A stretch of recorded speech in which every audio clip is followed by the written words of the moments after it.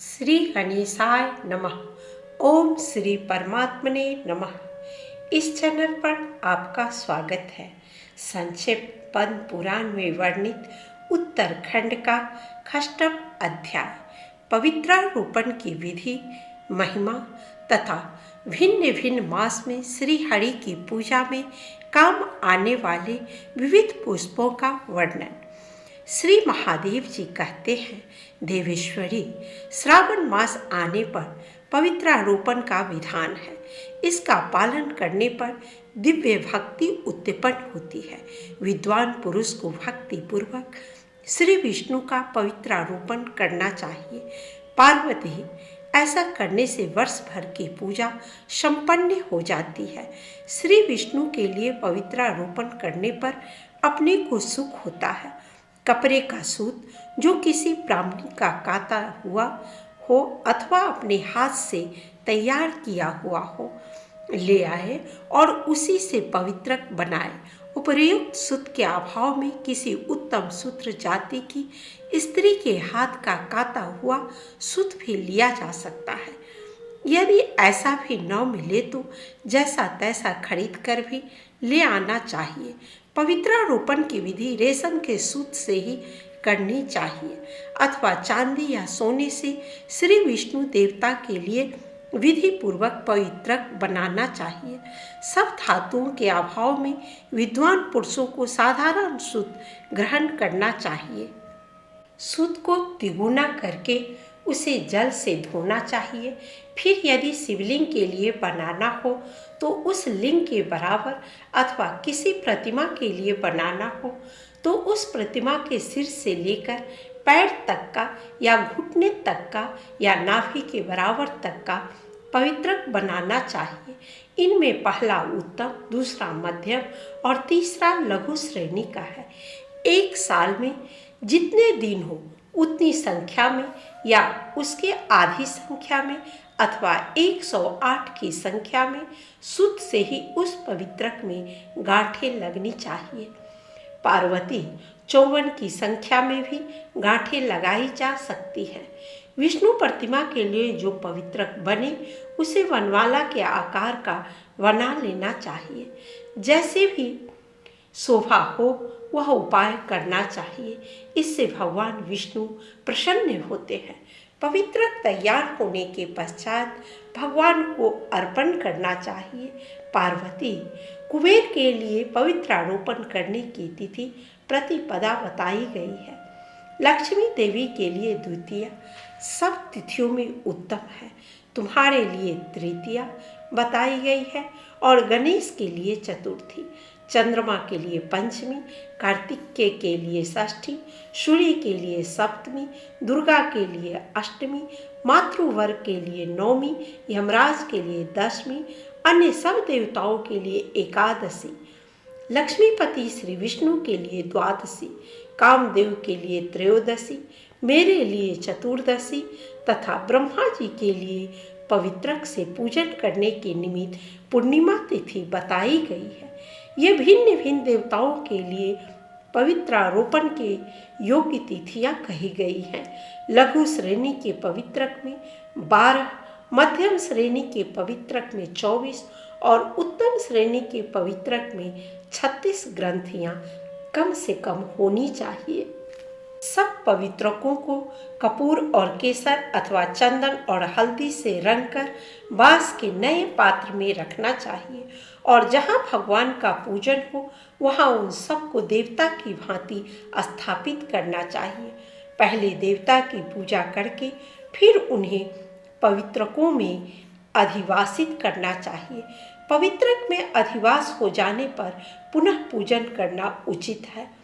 पवित्रकों में जो देवता अधिवास करते हैं उनका आगे बताई जाने वाली विधि से सन्निधिकरण करना चाहिए। ब्रह्मा, विष्णु और रुद्र ये 3 सूत्रों के देवता हैं तथा क्रिया, पौरुषी, वीरा, अपराजिता, जया, विजया, मुक्तिदा, सदाशिवा, मनोन्मणि और सर्वोत्मुखी ये 10 ग्रंथियों की अधिष्ठात्री देवियां हैं। इन सब का सूत्रों में आवाहन करना चाहिए। शास्त्रोक्त विधि से मुद्रा द्वारा आवाहन करें। सबका आवाहन करके सन्निधिकरण की क्रिया करें। मुद्रा द्वारा समीपता स्थापित करने का नाम सन्निधिकरण है। पहले रक्षा मुद्रा से संरक्षण करके धेनु मुद्रा के द्वारा उन्हें अमृत स्वरूप बनाए। फिर सबसे पहले भगवान के आगे कलश का जल लेकर क्लीं कृष्णाय इस मंत्र से उन पवित्रकों का प्रोक्षण करें।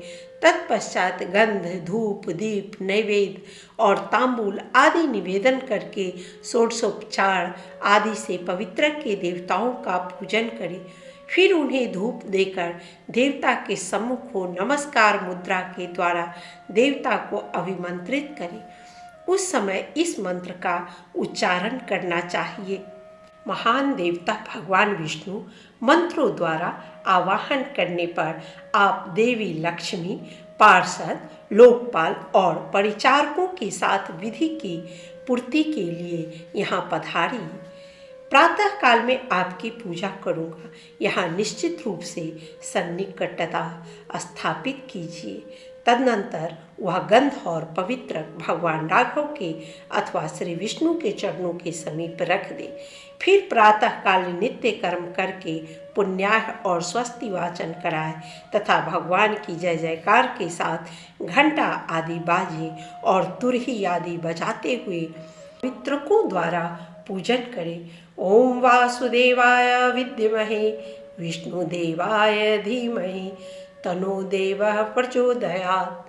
श्री वासुदेव का तत्व जानने के लिए हम ज्ञान प्राप्त करते हैं।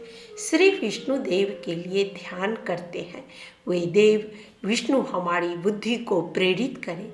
इस मंत्र से अथवा देवता के नाम मंत्र से पवित्र अर्पण करना चाहिए।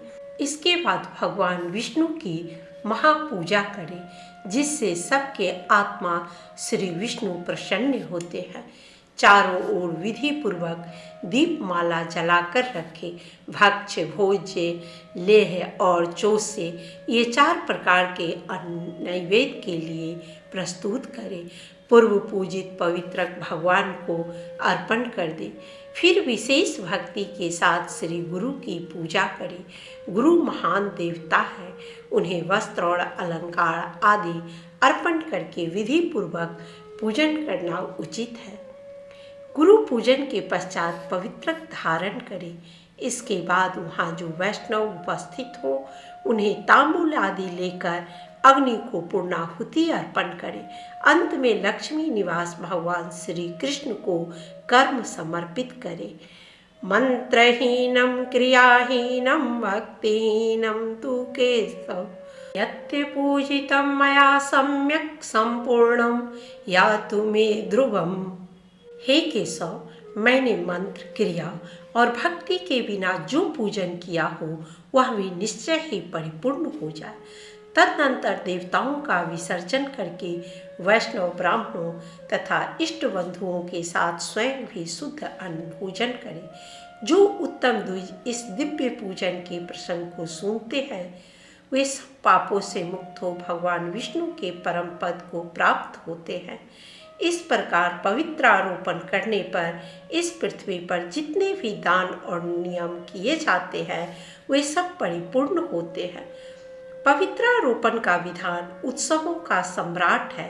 इससे ब्रह्म हत्यारा भी शुद्ध हो जाता है। इसमें तनिक भी अन्यथा विचार नहीं करना चाहिए। गिरिराज कुमारी, मैंने जो कुछ कहा है वह सत्य है, सत्य है, सत्य है। पवित्रारोपण में जो पुण्य है वही उसके दर्शन में भी है। महाभागे, यदि शूद्र भी भक्ति भाव से पवित्रारोपण का विधान पूर्ण कर ले तो वे परम धन्य माने जाते हैं।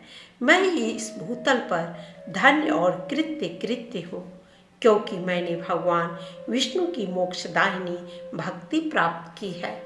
पार्वती ने पूछा, देवेश्वर विश्वनाथ, किस मास में किन किन फूलों का भगवान की पूजा में उपयोग करना चाहिए यह बताने की कृपा करें।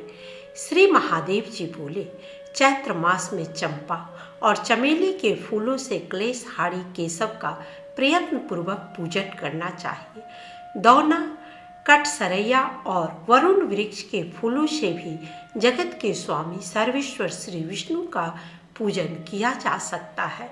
मनुष्य एकाग्रचित होकर लाल या और किसी रंग के सुंदर कमल पुष्पों द्वारा चैत्र मास में श्री हरि का पूजन करे। देवी वैशाख मास में जबकि सूर्य वृष राशि पर स्थित हो केतकी के पत्ते लेकर महाप्रभु श्री विष्णु का पूजन करना चाहिए। जिन्होंने भक्ति पूर्वक भगवान का पूजन कर लिया उनके ऊपर श्री हरि संतुष्ट रहते हैं।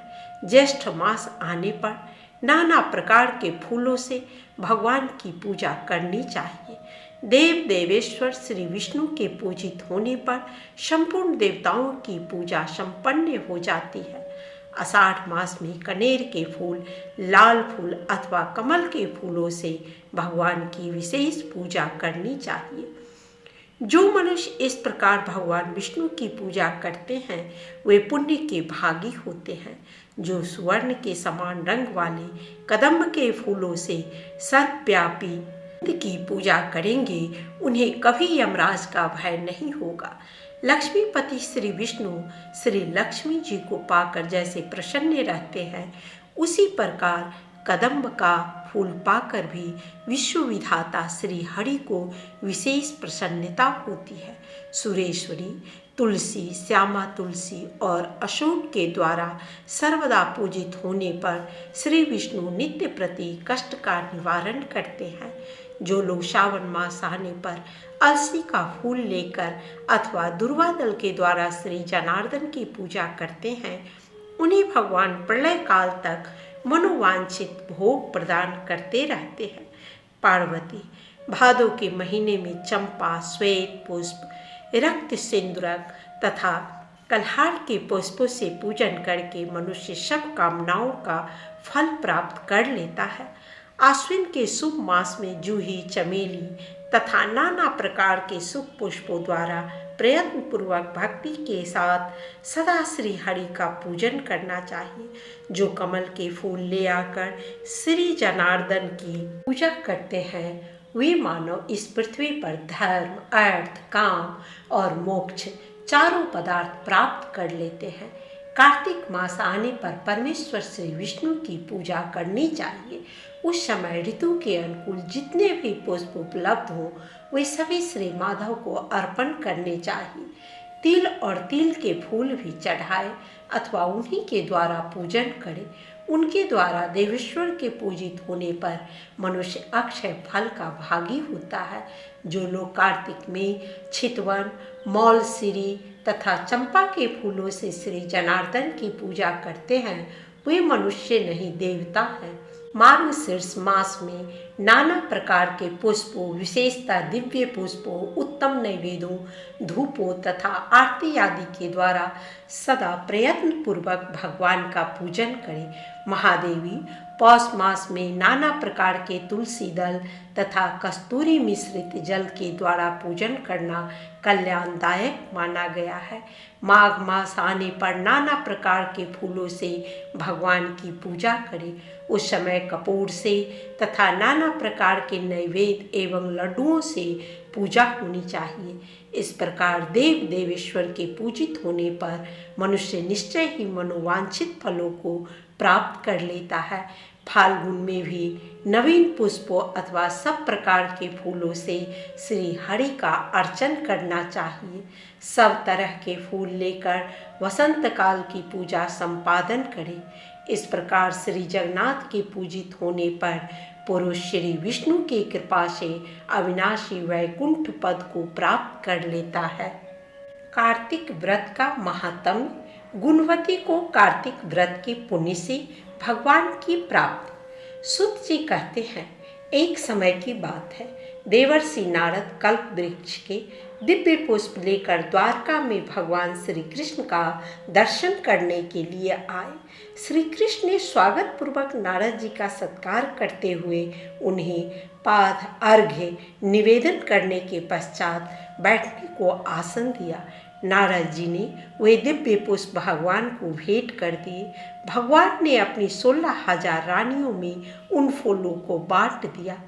तदनंतर एक दिन सत्यभामा ने पूछा, प्राणनाथ, मैंने पूर्व जन्म में कौन सा दान, तप अथवा व्रत किया था जिससे मैं मर्त्य लोक में जन्म लेकर भी मर्त्य भाव से ऊपर उठ गई, आपकी अर्धांगिनी हुई। भगवान श्री कृष्ण ने कहा, प्रिय, एकाग्रचित होकर सुनो। तुम पूर्व जन्म में जो कुछ थी और जिस पुण्यकारक व्रत का तुमने अनुष्ठान किया था वह सब मैं बताता हूँ। सतयुग के अंत में मायापुरी के भीतर अत्रि कुल में उत्पन्न एक ब्राह्मण रहते थे जो देव शर्मा नाम से प्रसिद्ध थे। वे वेद वेदांगों के पारंगत विद्वान, अतिथि सेवी, अग्निहोत्र परायण और सूर्य व्रत के पालन में तत्पर रहने वाले थे। प्रतिदिन सूर्य की आराधना करने के कारण वे साक्षात दूसरे सूर्य की भांति तेजस्वी जान पड़ते थे। उनकी अवस्था अधिक हो चली थी। ब्राह्मण के कोई पुत्र नहीं था, केवल एक पुत्री थी जिसका नाम गुणवती था। उन्होंने अपने चंद्र नामक शिष्य के साथ उसका विवाह कर दिया। वे उस शिष्य को ही पुत्र की भांति मानते थे और वह जितेंद्रिय शिष्य भी उन्हें पिता के ही तुल्य समझता था। एक दिन वे दोनों गुरु शिष्य कुश और समीधा लाने के लिए गए और हिमालय के शाखाभूत पर्वत के वन में इधर उधर भ्रमण करने लगे। इतने में ही उन्होंने एक भयंकर राक्षस को अपनी ओर आते देखा। उनके सारे अंग भय से कांपने लगे। वे भागने में भी असमर्थ हो गए। तब तक उस काल रूपी राक्षस ने उन दोनों को मार डाला। उस क्षेत्र के प्रभाव से तथा स्वयं धर्मात्मा होने के कारण उन दोनों को मेरे पार्षदों ने वैकुंठ धाम में पहुंचा दिया। उन्होंने जो जीवन भर सूर्य पूजन आदि किया था, उस कर्म से मैं उनके ऊपर बहुत संतुष्ट था। सूर्य, शिव, गणेश, विष्णु तथा शक्ति के उपासक भी मुझे ही प्राप्त होते हैं। जैसे वर्षा का जल सब ओर से समुद्र में ही जाता है, उसी प्रकार इन पांचों के उपासक मेरे ही पास आते हैं। मैं एक ही हूँ, तथापि लीला के अनुसार भिन्न भिन्न नाम धारण करके 5 रूपों में प्रकट हुआ हूँ। ठीक उसी तरह जैसे कोई देवदत्त नामक एक ही व्यक्ति पुत्र, पिता आदि भिन्न भिन्न नामों से पुकारा जाता है। तदनंतर गुणवती ने जब राक्षस के हाथ से उन दोनों के मारे जाने का हाल सुना, तब वह पिता और पति के वियोग दुख से पीड़ित होकर करुण स्वर में विलाप करने लगी। हा नाथ, हा तात, आप दोनों मुझे अकेली छोड़कर कहाँ चले गए? मैं अनाथ बालिका आपके बिना अब क्या करूँगी? अब कौन घर में बैठी हुई मुझ कुशलहीन दुखनी स्त्री का भोजन और वस्त्र आदि के द्वारा पालन करेगा? इस प्रकार बारंबार करुणाजनक विलाप करके वह बहुत देर के बाद चुप हुई। गुणवती शुभ कर्म करने वाली थी। उसने घर का सारा सामान बेचकर अपनी शक्ति के अनुसार पिता और पति का पारलौकिक कर्म किया। तत्पश्चात वह उसी नगर में निवास करने लगी। शांत भाव से सत्य, शौच आदि के पालन में तत्पर हो भगवान विष्णु के भजन में समय बिताने लगी। उसने अपने जीवन भर 2 व्रतों का विधि पूर्वक पालन किया। एक तो एकादशी का उपवास और दूसरा कार्तिक मास का भली भांति सेवन। प्रिय, ये 2 व्रत मुझे बहुत ही प्रिय हैं। ये पुण्य उत्पन्न करने वाले, पुत्र और संपत्ति के दाता तथा भोग और मोक्ष प्रदान करने वाले हैं। जो कार्तिक के महीने में सूर्य की तुला राशि पर रहते समय प्रातः काल स्नान करते हैं, वे महापातकी होने पर भी मुक्त हो जाते हैं। जो मनुष्य कार्तिक में स्नान, जागरण, दीपदान और तुलसी वन का पालन करते हैं, वे साक्षात भगवान विष्णु के स्वरूप हैं। जो लोग श्री विष्णु मंदिर में झाड़ू देते, स्वस्तिक आदि निवेदन करते और श्री विष्णु की पूजा करते रहते हैं, वे जीवन मुक्त हैं। जो कार्तिक में 3 दिन भी इस नियम का पालन करते हैं, वे देवताओं के लिए वंदनीय हो जाते हैं। फिर जिन लोगों ने आजन्म इस कार्तिक के व्रत का अनुष्ठान किया, उसके लिए तो कहना ही क्या है। इस प्रकार गुणवती प्रतिवर्ष कार्तिकेय का व्रत किया करती थी। वह श्री विष्णु की परिचर्या में नित्य निरंतर भक्ति पूर्वक मन लगाए रहती थी। एक समय जबकि जरा अवस्था से उसके सारे अंग दुर्बल हो गए थे और वह स्वयं भी ज्वर से पीड़ित थी, किसी तरह धीरे धीरे चलकर गंगा के तट पर स्नान करने के लिए गई। जो ही उसने जल के भीतर पैर रखा तो ही वह शीत से पीड़ित हो कांपती हुई गिर पड़ी। उस घबराहट की दशा में ही उसने देखा आकाश से विमान उतर रहा है, जो शंख चक्र गदा और पद्म धारण करने वाले श्री विष्णु रूपधारी पार्षदों से सुशोभित है और उसमें गरुड़ चिन्ह से अंकित ध्वजा फहरा रही है।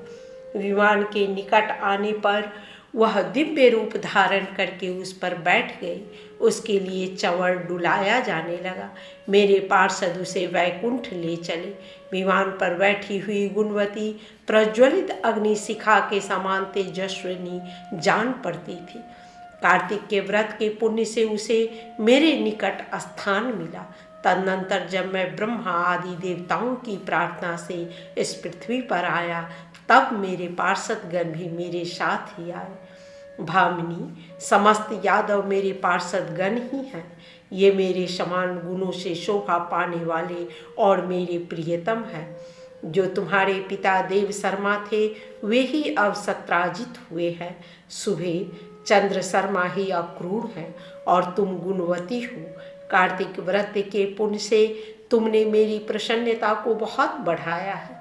पूर्व जन्म में तुमने मेरे मंदिर के द्वार पर जो तुलसी की वाटिका लगा रखी थी, इसी से तुम्हारे आंगन में कल्प वृक्ष शोभा पा रहा है। पूर्व काल में तुमने जो कार्तिक में दीप दान किया था, उसी के प्रभाव से तुम्हारे घर में यह स्थिर लक्ष्मी प्राप्त हुई है तथा तुमने जो अपने व्रत आदि सब कर्मों को पति स्वरूप श्री विष्णु की सेवा में निवेदन किया था, इसलिए तुम मेरी पत्नी हुई हो। मृत्यु पर्यंत जो कार्तिक व्रत का अनुष्ठान किया है, उसके प्रभाव से तुम्हारा मुझसे कभी भी वियोग नहीं होगा। इस प्रकार जो मनुष्य कार्तिक मास में व्रत प्रायण होते हैं वे मेरे समीप आते हैं। जिस प्रकार की तुम मुझे प्रसन्नता देती हुई यहाँ आई हो, केवल यज्ञ दान तप और व्रत करने वाली मनुष्य कार्तिक व्रत के पुण्य की एक कला भी नहीं पा सकते। सूत जी कहते हैं, इस प्रकार जगत के स्वामी भगवान श्री कृष्ण के मुख से अपने पूर्व जन्म के पुण्यमय वैभव की बात सुनकर उस समय महारानी सतभामा को बड़ा हर्ष हुआ। कार्तिक की श्रेष्ठता के प्रसंग में शंखासुर के वध, वेदों के उद्धार तथा तीर्थराज के उत्कर्ष की कथा। सत्यभामा ने पूछा, देव देवेश्वर, तिथियों में एकादशी और महीनों में कार्तिक मास आपको विशेष प्रिय क्यों है? इसका कारण बताइए। भगवान श्री कृष्ण बोले, सत्य, तुमने बहुत अच्छी बात पूछी है। एकाग्रचित होकर सुनो। प्रिय, पूर्व काल में राजा पृथु ने भी देवर्षि नारद से ऐसा ही प्रश्न किया था। उस समय सर्वज्ञ मुनि ने उन्हें कार्तिक मास की श्रेष्ठता का कारण बताया था। नारद जी बोले, पूर्व काल में शंख नामक एक असुर था जो त्रिलोकी का नाश करने में समर्थ तथा महान बल एवं पराक्रम से युक्त था। वह समुद्र का पुत्र था। उस महान असुर ने समस्त देवताओं को परास्त करके स्वर्ग से बाहर कर दिया और इंद्र आदि लोकपालों के अधिकार छीन लिए। देवता मेरुगिरी की दुर्गम कंदराओं में छिप कर रहने लगे, शत्रु के अधीन नहीं हुए। तब दैत्यों ने सोचा कि देवता वेद मंत्रों के बल से प्रबल प्रतीत होते हैं। यह बात मेरी समझ में आ गई है, अतः मैं वेदों का ही अपहरण करूंगा। इससे समस्त देवता निर्बल हो जाएंगे। ऐसा निश्चय करके वह वेदों को हड़ ले आया। इधर ब्रह्मा जी पूजा की सामग्री लेकर देवताओं के साथ वैकुंठ लोक में जा भगवान विष्णु की शरण में गए। उन्होंने भगवान को जगाने के लिए गीत गाए और बाजे बजाए। तब भगवान विष्णु उनकी भक्ति से संतुष्ट हो जाग उठे। देवताओं ने उनका दर्शन किया। वे सहस्त्रों सूर्यों के समान कांतिमान दिखाई देते थे। उस समय षोडशोपचार से भगवान की पूजा करके देवता उनके चरणों में पड़ गए। तब भगवान लक्ष्मीपति ने उनसे इस प्रकार कहा। श्री विष्णु बोले, देवताओं, तुम्हारे गीत वाद आदि मंगलमय कार्यों से संतुष्ट हूँ। मैं वर देने को उद्धत हूँ। तुम्हारी सभी मनोवांछित कामनाओं को पूर्ण करूँगा। कार्तिक के शुक्ल पक्ष में प्रबोधनी एकादशी के दिन जब एक पहर रात बाकी रहे, उस समय गीत वाद आदि मंगलमय विधानों के द्वारा जो लोग तुम्हारे ही समान मेरी आराधना करेंगे, वे मुझे प्रसन्न करने के कारण मेरे समीप आ जाएंगे। शंखासुर के द्वारा हरे गए संपूर्ण वेद जल में स्थित है। मैं सागर पुत्र शंख का वध करके उन्हें ले आऊंगा। आज से लेकर सदा ही प्रतिवर्ष कार्तिक मास में मंत्र, बीज और यज्ञों से युक्त वेद जल में विश्राम करेंगे। आज से मैं भी इस महीने में जल के भीतर निवास करूंगा। तुम लोग भी मुनीश्वरों को साथ लेकर मेरे साथ आओ। इस समय जो श्रेष्ठ द्विज प्रातः स्नान करते हैं, वे निश्चय ही संपूर्ण यज्ञों का अवभृत स्नान कर चुके। जिन्होंने जीवन भर शास्त्रोक्त विधि से कार्तिक के उत्तम व्रत का पालन किया हो, वे तुम लोगों के भी माननीय हो। तुमने एकादशी को मुझे जगाया है, इसलिए यह तिथि मेरे लिए अत्यंत प्रीतिदायिनी और माननीय होगी। कार्तिक मास और एकादशी तिथि, इन दो व्रतों का यदि मनुष्य अनुष्ठान करे तो ये मेरे सानिध्य की प्राप्ति कराने वाले हैं। इनके समान दूसरा कोई साधन नहीं है। नारद जी कहते हैं, यह कहकर भगवान विष्णु मछली के समान रूप धारण करके आकाश से विंध्य पर्वत निवासी कश्यप मुनि की अंजलि में गिरे।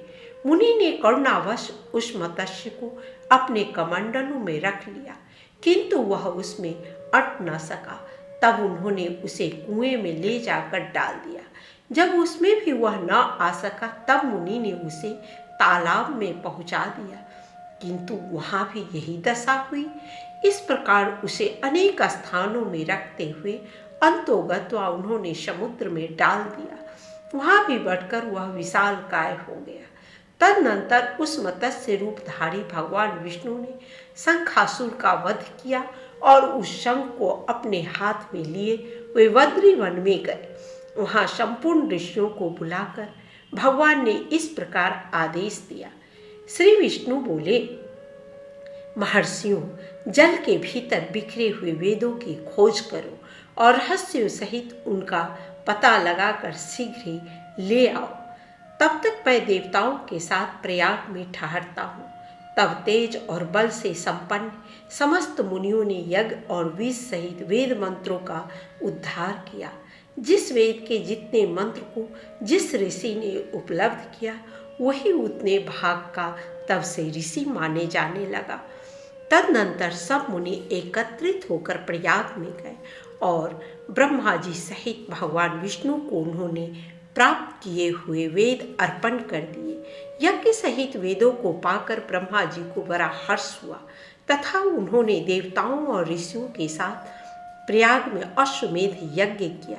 यज्ञ की समाप्ति होने पर देवता, गंधर्व, यक्ष, किन्नर तथा गुहकुर ने पृथ्वी पर साष्टांग प्रणाम करके यह प्रार्थना की। देवता बोले, देवाधिदेव जगन्नाथ प्रभु, हमारा निवेदन सुनिए।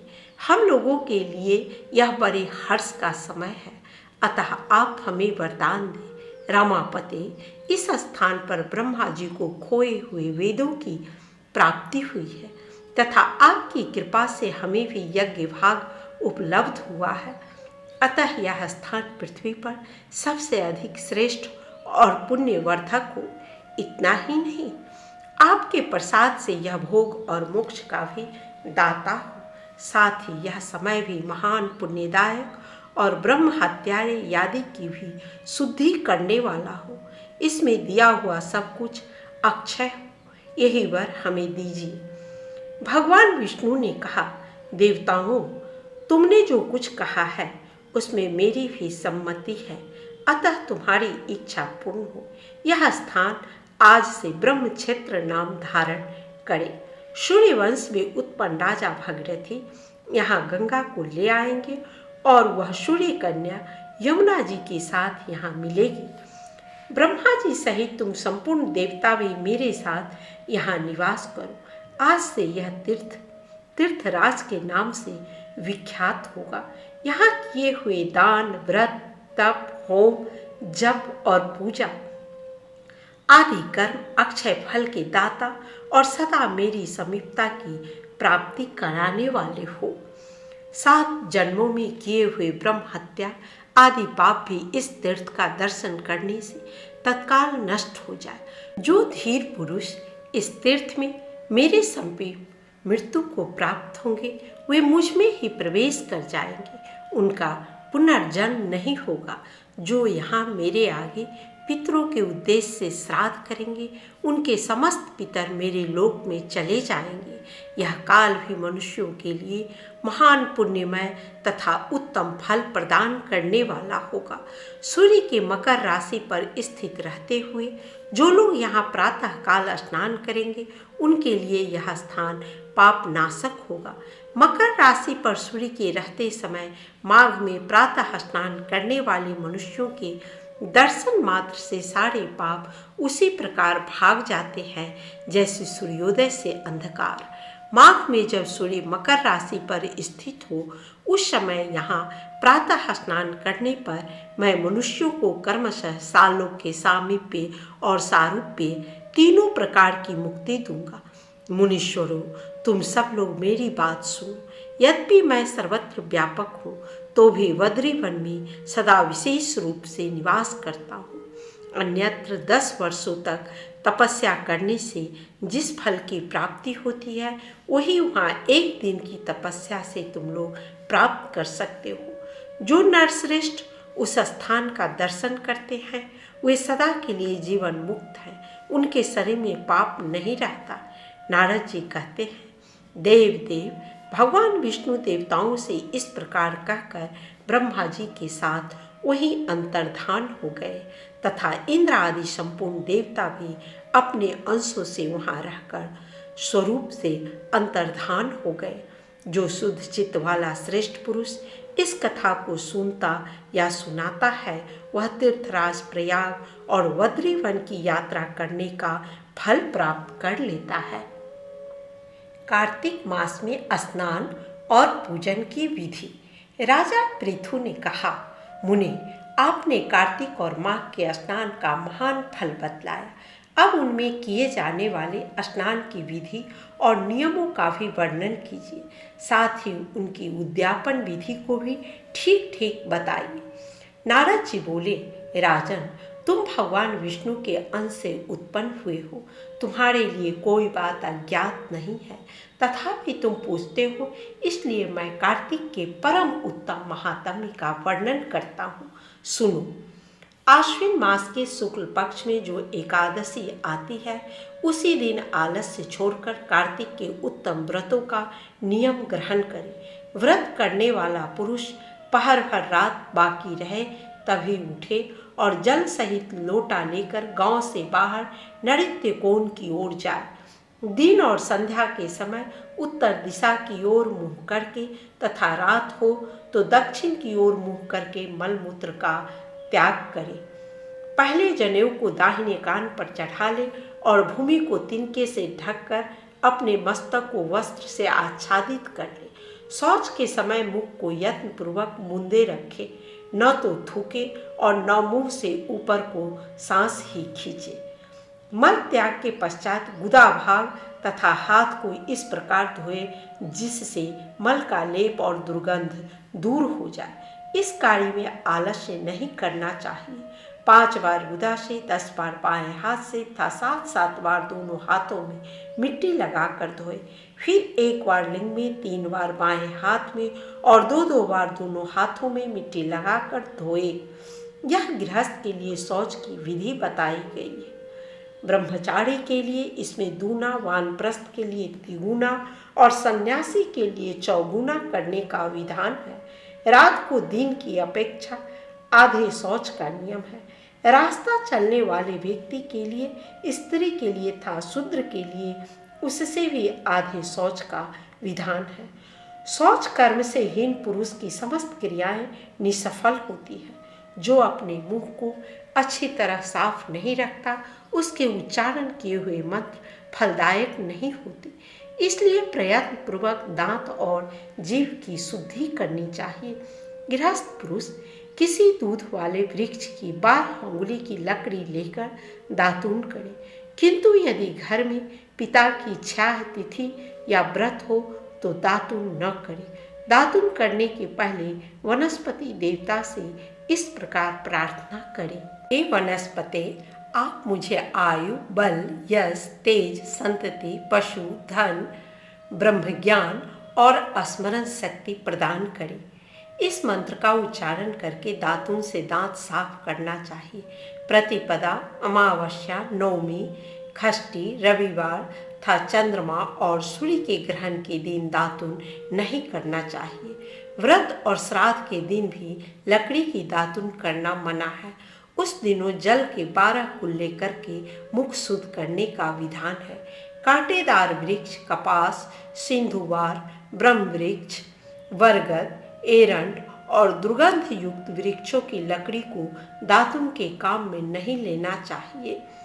फिर स्नान करने के पश्चात भक्ति परायण एवं प्रसन्नचित्त होकर चंदन, फूल और तांबूल आदि पूजा की सामग्री ले भगवान विष्णु अथवा शिव के मंदिर में जाए। वहाँ भगवान को पृथक पृथक पाद, अर्घ्य आदि उपचार अर्पण करके स्तुति करे तथा पुनः नमस्कार करके गीत आदि मांगलिक उत्सव का प्रबंध करे। ताल, वेणु और मृदंग आदि बाजों के साथ भगवान के सामने नृत्य और गान करने वाले लोगों का भी तांबूल आदि के द्वारा सत्कार करे।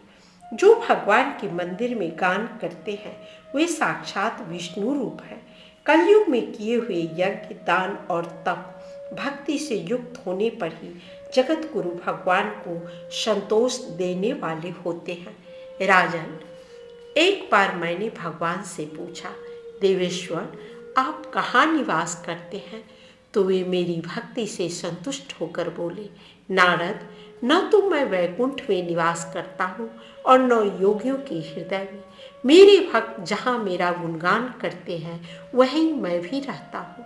यदि मनुष्य गंध, पुष्प आदि के द्वारा मेरे भक्तों का पूजन करते हैं तो उससे मुझे जितनी अधिक प्रसन्नता होती है उतनी स्वयं मेरी पूजा करने से भी नहीं होती। जो मूर्ख मानव मेरी पुराण कथा और मेरे भक्तों का गान सुनकर निंदा करते हैं वे मेरे द्वेष के पात्र होते हैं। श्रीश, उन्मत्त, गिरजा, मल्लिका, सेमल, मदार और कनेर के फूलों से तथा अक्षतों के द्वारा श्री विष्णु की पूजा नहीं करनी चाहिए। जवां, कुंद, सिरस, जूही, मालती और केवरे के फूलों से श्री शंकर जी का पूजन नहीं करना चाहिए। लक्ष्मी प्राप्ति की इच्छा रखने वाला पुरुष तुलसी दल से गणेश का, दुर्वा दल से दुर्गा का तथा अगस्त के फूलों से सूर्य देव का पूजन न करे। इसके अतिरिक्त जो उत्तम पुष्प है वे सदा सब देवताओं की पूजा के लिए प्रशस्त माने गए हैं। इस प्रकार पूजा विधि पूर्ण करके देव देव भगवान से क्षमा प्रार्थना करें। मंत्रहीनम क्रियाहीनम भक्तिहीनम सुरेश्वर यत्ते पूजितं मया देव परिपूर्णं तदस्तु मे।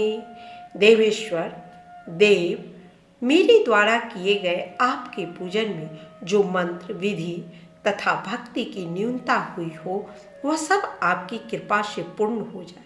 तदनंतर प्रदक्षिणा करके दंडवत प्रणाम करें तथा पुनः भगवान से त्रुटियों के लिए क्षमा याचना करते हुए गायन आदि समाप्त करें। जो इस कार्तिक की रात्रि में भगवान विष्णु अथवा शिव की भली भांति पूजा करते हैं वे मनुष्य पापहीन हो अपने पूर्वजों के साथ श्री विष्णु के धाम में जाते हैं। नारद जी कहते हैं, जब 2 घड़ी रात बाकी रहे तब तेल, कूश, अक्षत, फूल और चंदन आदि लेकर पवित्रता पूर्वक जलाशय के तट पर जाए। मनुष्यों का खुदवाया हुआ पोखरा हो अथवा कोई देव कुंड हो या नदी अथवा उसका संगम हो, इनमें उत्तरोत्तर 10 गुने पुण्य की प्राप्ति होती है तथा यदि तीर्थ में स्नान करे तो उसका अनंत फल माना गया है। तत्पश्चात भगवान विष्णु का स्मरण करके स्नान का संकल्प करे तथा तीर्थ आदि के देवताओं को कर्मशः अर्घ्य आदि निवेदन करे। फिर भगवान विष्णु को अर्घ्य देते हुए निम्नांकित मंत्र का पाठ करे। पद्मनाभ को नमस्कार है। जल में शयन करने वाले श्री नारायण को नमस्कार है। ऋषिकेश, आपको बारंबार नमस्कार है। यह अर्घ्य ग्रहण कीजिए। जनार्दन, देवेश, लक्ष्मी सहित दामोदर, मैं आपकी प्रसन्नता के लिए कार्तिक में प्रातः स्नान करूंगा। देवेश्वर, आपका ध्यान करके मैं इस जल में स्नान करने को उद्धत हूँ। दामोदर, आपकी कृपा से मेरा पाप नष्ट हो जाए।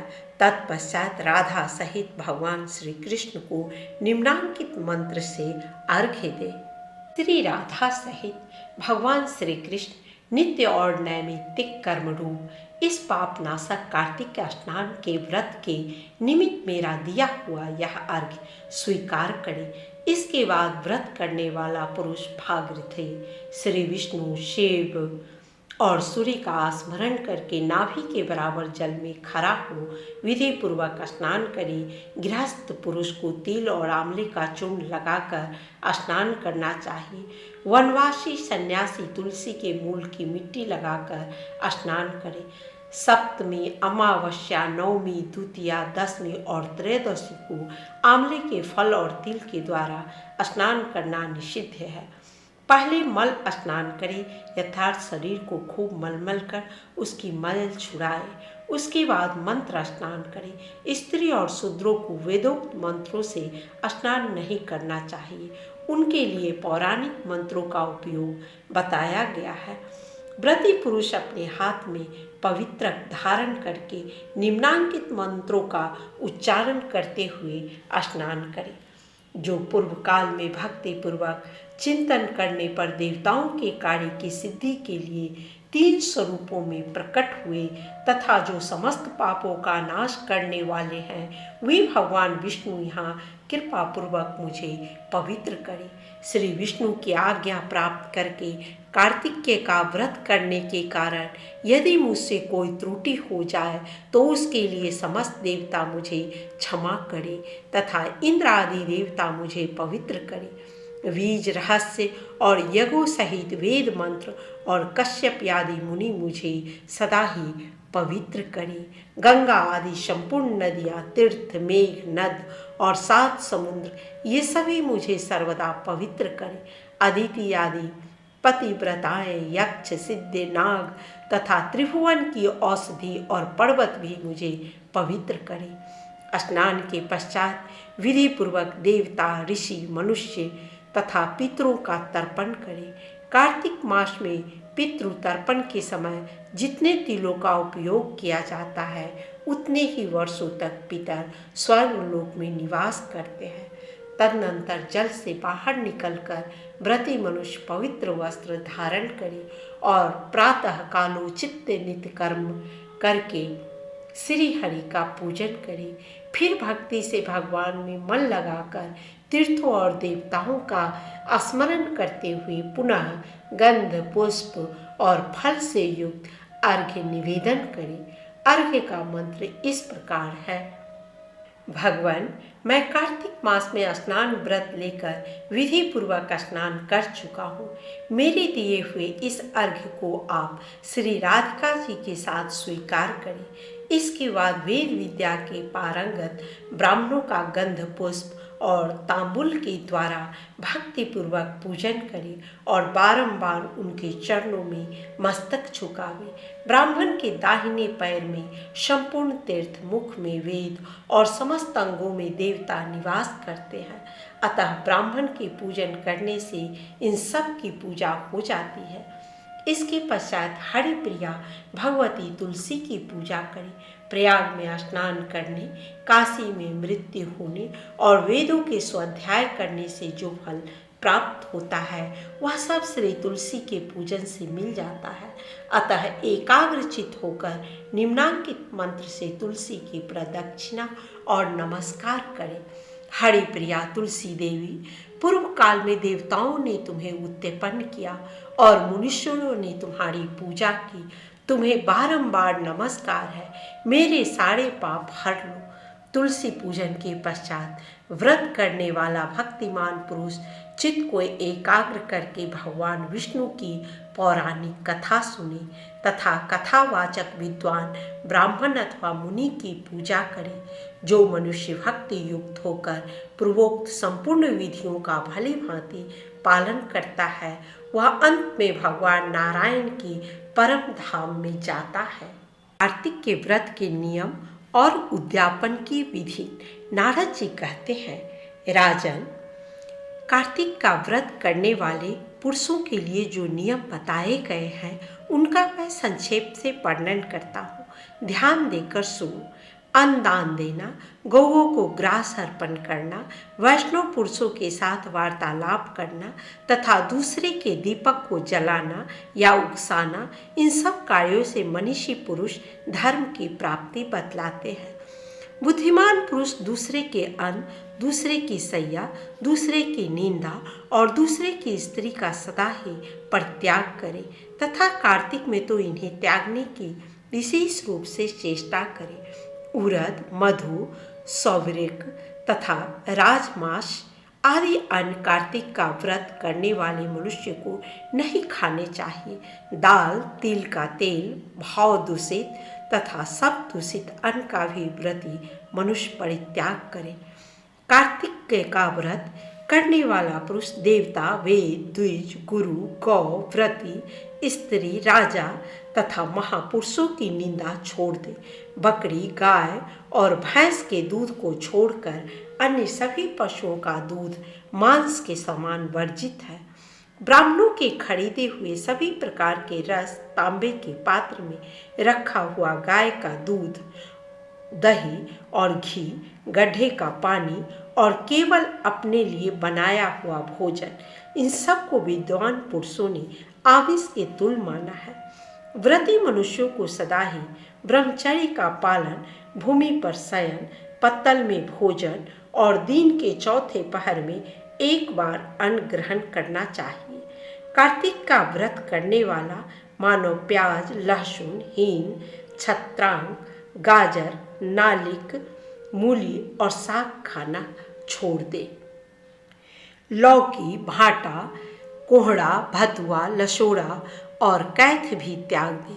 व्रती पुरुष रसोला का स्पर्श न करे। मलेच्छ, पतित, व्रतहीन, ब्राह्मण द्रोही तथा वेद के अनाधिकारी पुरुषों से कभी वार्तालाप न करे। इन लोगों ने जिस अन्न को देख लिया हो उस अन्न को भी न खाए। कौओं का जूठा किया हुआ, सुतक युक्त घर का बना हुआ, 2 बार पकाया तथा जला हुआ अन्न भी वैष्णव व्रत का पालन करने वाले पुरुषों के लिए अखाद्य है। जो कार्तिक में तेल लगाना, खाट पर सोना, दूसरे का अन्न लेना और कांस के बर्तन में भोजन करना छोड़ देता है, उसी का व्रत परिपूर्ण होता है।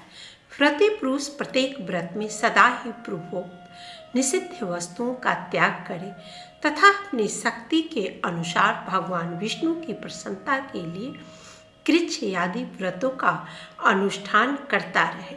गृहस्थ पुरुष रविवार के दिन सदा ही आंवले के फल का त्याग करे। इसी प्रकार माघ में भी व्रती पुरुष उक्त नियमों का पालन करे और श्री हरि के समीप शास्त्र विहित जागरण भी करे।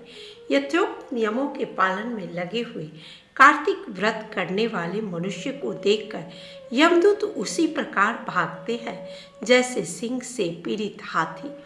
भगवान विष्णु के इस व्रत को 100 यज्ञों की अपेक्षा भी श्रेष्ठ जानना चाहिए, क्योंकि यज्ञ करने वाला पुरुष स्वर्गलोक को पाता है और कार्तिक का व्रत करने वाला मनुष्य वैकुंठ धाम को, इस पृथ्वी पर भोग और मोक्ष प्रदान करने वाले जितने भी क्षेत्र हैं वे सभी कार्तिक का व्रत करने वाले पुरुष के शरीर में निवास करते हैं। मन, वाणी, शरीर और क्रिया द्वारा होने वाले जो कुछ भी दुष्कर्म या दुष्स्वप्न होता है वह कार्तिक व्रत में लगे हुए पुरुष को देखकर तत्काल नष्ट हो जाता है। इंद्र आदि देवता भगवान विष्णु की आज्ञा से प्रेरित होकर कार्तिक का व्रत करने वाले पुरुष की निरंतर रक्षा करते रहते हैं। ठीक उसी प्रकार जैसे सेवक राजा की रक्षा करते हैं, जहाँ सबके द्वारा सम्मानित वैष्णव व्रत का अनुष्ठान करने वाला पुरुष नित्य निवास करता है, वहाँ ग्रह भूत पिशाच आदि नहीं रहते। राजन, अब मैं कार्तिक व्रत के अनुष्ठान में लगे हुए पुरुष के लिए उत्तम उद्यापन विधि का संक्षेप से वर्णन करता हूँ। तुम एकाग्रचित होकर सुनो। व्रती मनुष्य कार्तिक शुक्ल पक्ष की चतुर्दशी को व्रत की पूर्ति तथा भगवान विष्णु की प्रसन्नता के लिए उद्यापन करे। तुलसी जी के ऊपर एक सुंदर मंडप बनाए जिसमें 4 दरवाजे बने हो। मंडप में सुंदर वंदन वाड़ लगाकर उसे पुष्पमय चंवर से सुशोभित करे। चारों दरवाजों पर पृथक पृथक मिट्टी के 4 द्वारपाल पुण्यशील सुशील जय और विजय की स्थापना करके उन सब का पूजन करे।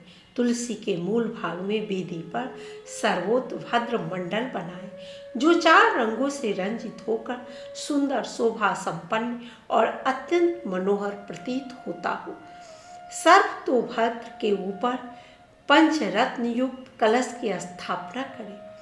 उसके ऊपर नारियल का महान फल रख दे। इस प्रकार कलश स्थापित करके उसके ऊपर समुद्र कन्या लक्ष्मी जी के साथ शंख चक्र और गदा धारण करने वाले पीताम्बरधारी देवेश्वर श्री विष्णु की पूजा कर। सर्वोत्भद्र के मंडल में इंद्र आदि लोकपालों का भी पूजन करना चाहिए। भगवान द्वादशी को शयन से उठे, त्रयोदशी को देवताओं ने उनका दर्शन किया और चतुर्दशी को सबने उनकी पूजा की।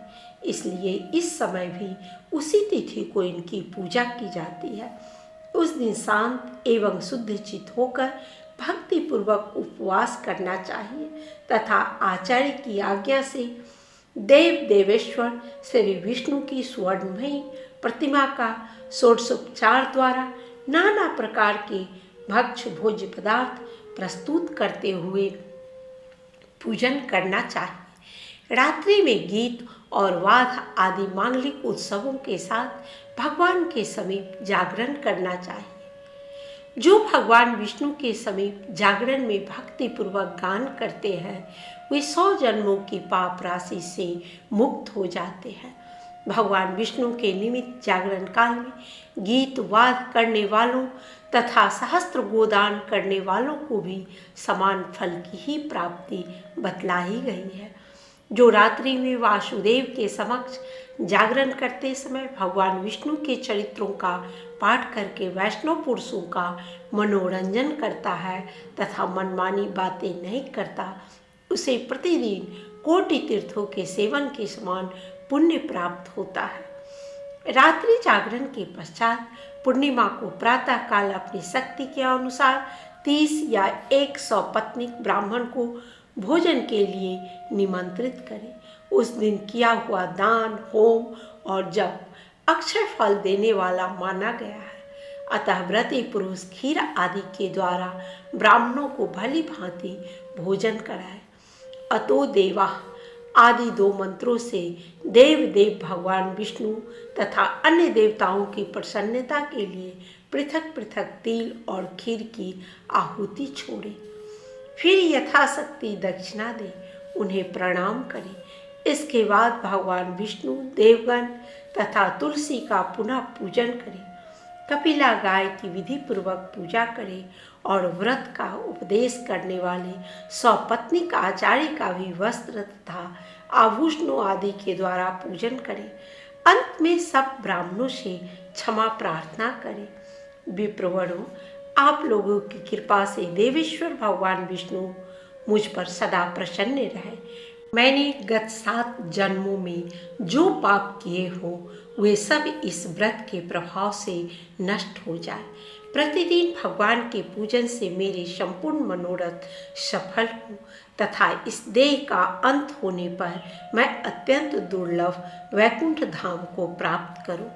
इस प्रकार क्षमा याचना करके ब्राह्मणों को प्रसन्न करने के पश्चात उन्हें विदा करे और गौ सहित भगवान विष्णु की स्वर्णमयी प्रतिमा आचार्य को दान कर दे। तत्पश्चात भक्त पुरुष सुहृदय और गुरुजनों के साथ स्वयं भी भोजन करे। कार्तिक हो या माघ, उसके लिए ऐसी ही विधि बताई गई है। जो मनुष्य इस प्रकार कार्तिक के उत्तम व्रत का पालन करता है वह निष्पाप एवं मुक्त होकर भगवान विष्णु की समीपता प्राप्त करता है। संपूर्ण व्रतों, तीर्थों और दानों से जो फल मिलता है वही इस कार्तिक व्रत का विधि पूर्वक पालन करने से करोड़ गुना होकर मिलता है। जो कार्तिक के व्रत का अनुष्ठान करते हुए भगवान विष्णु की भक्ति में तत्पर होते हैं वे धन्य है, वे सदा पूज्य है तथा उन्हीं के यहाँ सब प्रकार के शुभ फलों का उदय होता है। देह में स्थित हुए पाप उस मनुष्य के भय से कांप उठते हैं और आपस में कहने लगते हैं, अरे यह तो कार्तिक का व्रत करने वाला, अब हम कहाँ जाएंगे। जो कार्तिक व्रत के इन नियमों को भक्तिपूर्वक सुनता तथा वैष्णव पुरुष के आगे इनका वर्णन करता है वे दोनों ही उत्तम व्रत करने का फल पाते हैं और उनका दर्शन करने से मनुष्यों के पापों का नाश हो जाता है। नारद जी कहते हैं, राजन, कार्तिक व्रत के उद्यापन में तुलसी के मूल प्रदेश में भगवान विष्णु की पूजा की जाती है, क्योंकि तुलसी उनके लिए अत्यंत प्रीतिदायिनी मानी गई है। जिसके घर में तुलसी का बगीचा लगा होता है उसका वह घर तीर्थ स्थल स्वरूप है। यहाँ यमराज के दूत नहीं आते। तुलसी वन सब पापों को हरने वाला, पवित्र तथा मनोवांछित भोगों को देने वाला है। जो श्रेष्ठ मानव तुलसी का वृक्ष लगाते हैं वे कभी यमराज को नहीं देखते। नर्मदा का दर्शन, गंगा का स्नान और तुलसी वन के पास रहना, ये तीनों एक समान माने गए हैं। रोपने, रक्षा करने, सींचने तथा दर्शन और स्पर्श करने से तुलसी मन, वाणी और शरीर द्वारा किए हुए समस्त पापों को भस्म कर डालती है। जो तुलसी की मंजरियों से भगवान विष्णु और शिव की पूजा करता है वह कभी गर्भ में नहीं आता तथा निश्चय ही मोक्ष का भागी होता है। पुष्कर आदि तीर्थ, गंगा आदि नदियाँ तथा वासुदेव आदि देवता ये सभी तुलसी दल में निवास करते हैं।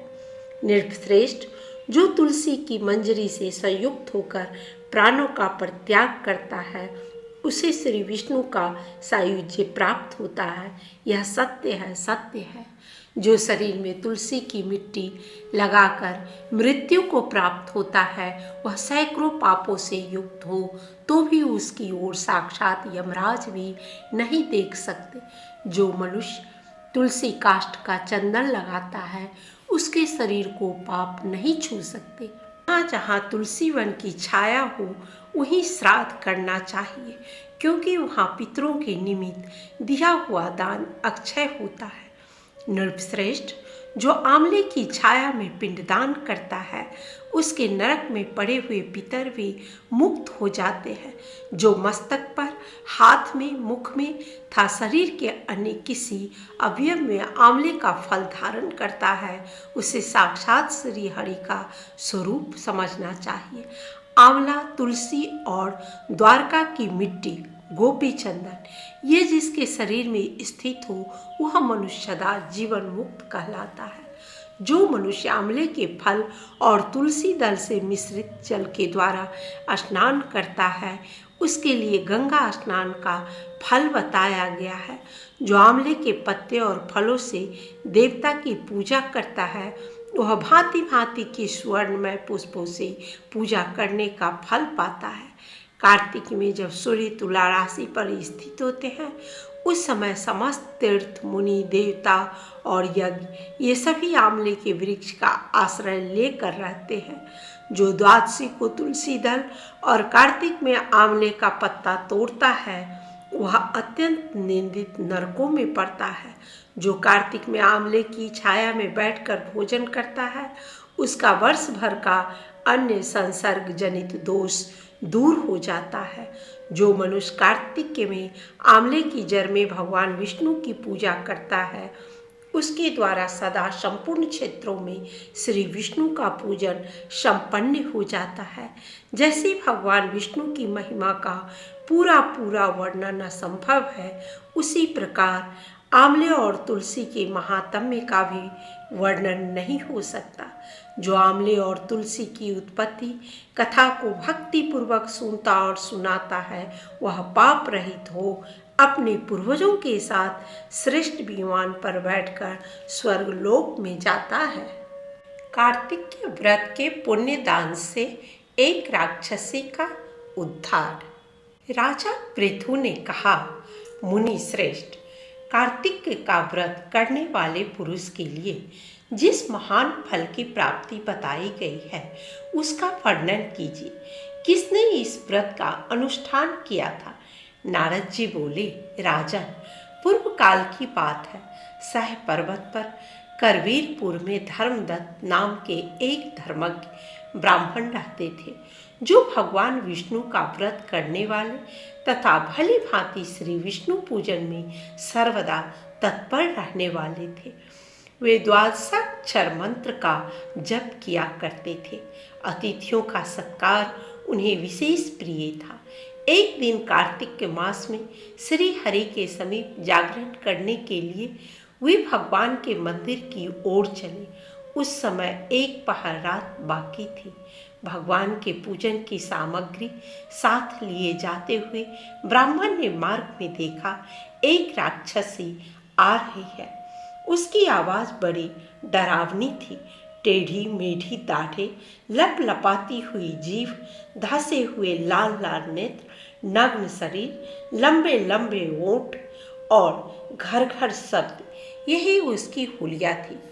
उसे देखकर ब्राह्मण देवता भय से थर्रा उठे, सारा शरीर कांपने लगा। उन्होंने साहस करके पूजा की सामग्री तथा जल से ही उस राक्षसी के ऊपर रोषपूर्वक प्रहार किया। हरि नाम का स्मरण करके तुलसी दल मिश्रित जल से उसको मारा था, इसलिए उसका सारा पातक नष्ट हो गया। अब उसे अपने पूर्व जन्म के कर्मों के परिणाम स्वरूप प्राप्त हुई दुर्दशा का स्मरण हुआ है। उसने ब्राह्मण को दंडवत प्रणाम किया और इस प्रकार कहा, ब्राह्मण, मैं पूर्व जन्म के कर्मों के कुपरिणामवश इस दशा को पहुंची हूँ। अब कैसे मुझे उत्तम गति प्राप्त होगी? राक्षसी को अपने आगे प्रणाम करते तथा पूर्व जन्म के किए हुए कर्मों का वर्णन करते हुए देख ब्राह्मण को बड़ा विस्मय हुआ। वे उससे इस प्रकार बोले, किस कर्म के फल से तुम इस दशा को पहुंची हो? कहाँ से आई हो? तुम्हारा नाम क्या है तथा तुम्हारा आचार व्यवहार कैसा है? ये सारी बातें मुझे बताओ। कलहा बोली, ब्राह्मण, मेरी पूर्व जन्म की बात है। सौराष्ट्र नगर में भिक्षु नाम के एक ब्राह्मण रहते थे। मैं उन्हीं की पत्नी थी। मेरा नाम कलहा था। मैं बड़े भयंकर स्वभाव की स्त्री थी। मैंने वचन से भी कभी अपने पति का भला नहीं किया, उन्हें कभी मीठा भोजन नहीं परोसा। मैं सदा उनकी आज्ञा का उल्लंघन किया करती थी। कलह मुझे विशेष प्रिय था। वे ब्राह्मण मुझसे सदा उद्विग्न रहा करते थे। अंतोगत्वा मेरे पति ने दूसरी स्त्री से विवाह करने का विचार कर लिया। तब मैंने विष खाकर अपने प्राण त्याग दिए। फिर यमराज के दूत आए और मुझे बांधकर पीटते हुए यमलोक में ले गए। यमराज ने मुझे उपस्थित देख चित्रगुप्त से पूछा, चित्रगुप्त, देखो तो सही इसने कैसा कर्म किया है। इसे शुभ कर्म का फल मिलेगा या अशुभ कर्म का? चित्रगुप्त ने कहा, धर्मराज, इसने तो कोई भी शुभ कर्म नहीं किया है। यह स्वयं मिठाइयाँ उड़ाती थी और अपने स्वामी को उसमें से कुछ भी नहीं देती थी। अतः बलगुली की योनि में जन्म लेकर यह अपनी विष्ठा खाती हुई जीवन धारण करे। इसने सदा अपने स्वामी से दोष किया है तथा सर्वदा कलह में ही इसकी प्रवृत्ति रही है। इसीलिए यह सूकरी की योनि में जन्म ले विष्ठा का भोजन करती हुई समय व्यतीत करे। जिस बर्तन में भोजन बनाया जाता है उसी में यह हमेशा खाया करती थी। अतः उस दोष के प्रभाव से यह अपनी ही संतान का भक्षण करने वाली बिल्ली हो तथा अपने स्वामी को निमित्त बनाकर इसने आत्मघात किया है। अतः यह अत्यंत निंदनीय स्त्री कुछ काल तक प्रेत शरीर में भी निवास करे। दूतों के साथ ही इसको यहाँ से मरु प्रदेश में भेज देना चाहिए, जहाँ चिरकाल तक यह प्रेत का शरीर धारण करके रहे। इसके बाद यह पापनी 3 योनियों का भी कष्ट भोगेगी। कलहा कहती है, विप्रवर, मैं वही पापनी कलहा हूँ। प्रेत के शरीर में आए मुझे 500 वर्ष व्यतीत हो गए। मैं सदा ही अपने कर्म से दुखित तथा भूख प्यास से पीड़ित रहा करती हूँ। एक दिन भूख से पीड़ित होकर मैंने एक बनिए के शरीर में प्रवेश किया और उसके साथ दक्षिण देश में कृष्णा और वेणी के संगम पर आई। आने पर जो ही संगम के किनारे खड़ी हुई तो ही उस बनिए के शरीर से भगवान शिव और विष्णु के पार्षद निकले और उन्होंने मुझे बलपूर्वक दूर भगा दिया। द्विश्रेष्ठ, तब से मैं भूख का कष्ट सहन करती हुई इधर उधर घूम रही थी। इतने में ही आपके ऊपर मेरी दृष्टि पड़ी। आपके हाथ से तुलसी मिश्रित जल का संसर्ग पाकर अब मेरे पाप नष्ट हो गए। विप्रवर, मुझ पर कृपा कीजिए और बताइए, मैं इस प्रेत शरीर से और भविष्य में प्राप्त होने वाली भयंकर 3 योनियों से किस प्रकार मुक्त होंगी। नारद जी कहते हैं, कलहा के ये वचन सुनकर द्विश्रेष्ठ धर्मदत्त को उसके कर्मों के परिणाम का विचार करके बड़ा विस्मय और दुख हुआ। उसकी ग्लानि देखकर उनका हृदय करुणा से द्रवित हो उठा। वे बहुत देर तक सोच विचार कर खेद के साथ बोले। धर्मदत्त ने कहा, तीर्थ, दान और व्रत आदि शुभ साधनों के द्वारा पाप नष्ट होते हैं, किंतु तुम इस समय प्रेत के शरीर में स्थित हो, अतः उन शुभ कर्मों में तुम्हारा अधिकार नहीं है। तथापि तुम्हारी ग्लानि देखकर मेरे मन में बड़ा दुख हो रहा है। तुम दुखनी हो। तुम्हारा उद्धार किए बिना मेरे चित्त को शांति नहीं मिलेगी। अतः मैंने जन्म से लेकर आज तक जो कार्तिक व्रत का अनुष्ठान किया है उसका आधा पुण्य लेकर तुम उत्तम गति को प्राप्त हो। यूं कहकर धर्मदत्त ने द्वादशाक्षर मंत्र का श्रवण कराते हुए तुलसी मिश्रित जल से जो ही उसका अभिषेक किया त्यों ही वह प्रेत शरीर से मुक्त हो दिव्य रूप धारणी देवी हो गई। धधकती हुई आग की ज्वाला के समान तेजस्विनी दिखाई देने लगी। लावण्य से तो वह ऐसी जान पड़ती थी मानो साक्षात लक्ष्मी हो।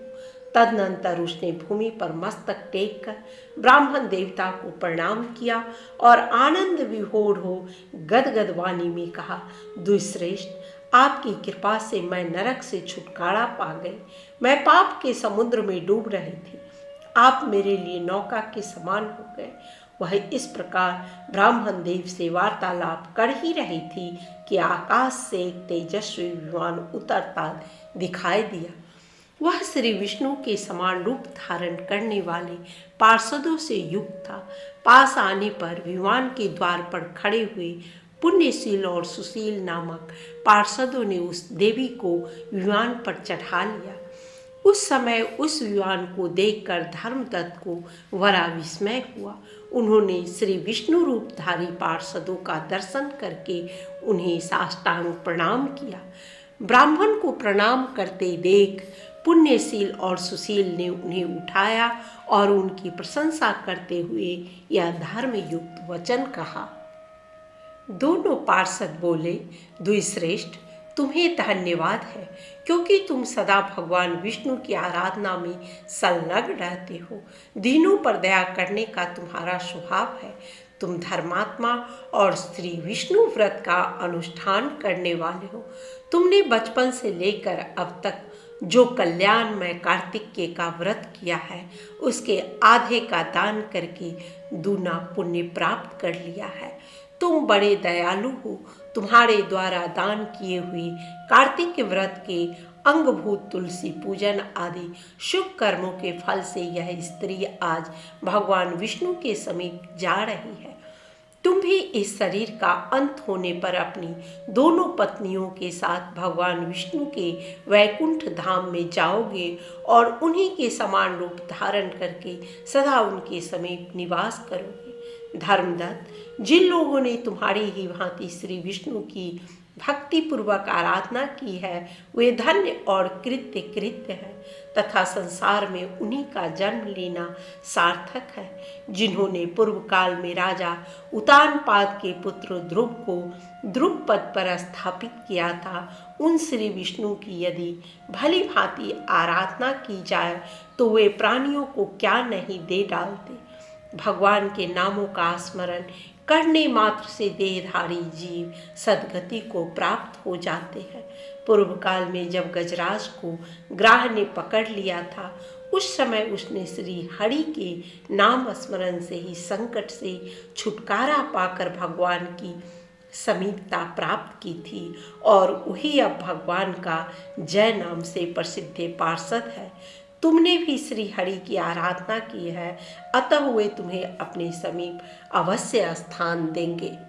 कार्तिक महात्म्य के प्रसंग में राजा चोल और विष्णुदास की कथा। नारद जी कहते हैं, इस प्रकार विष्णु पार्षदों के वचन सुनकर धर्मदत्त को बड़ा आश्चर्य हुआ।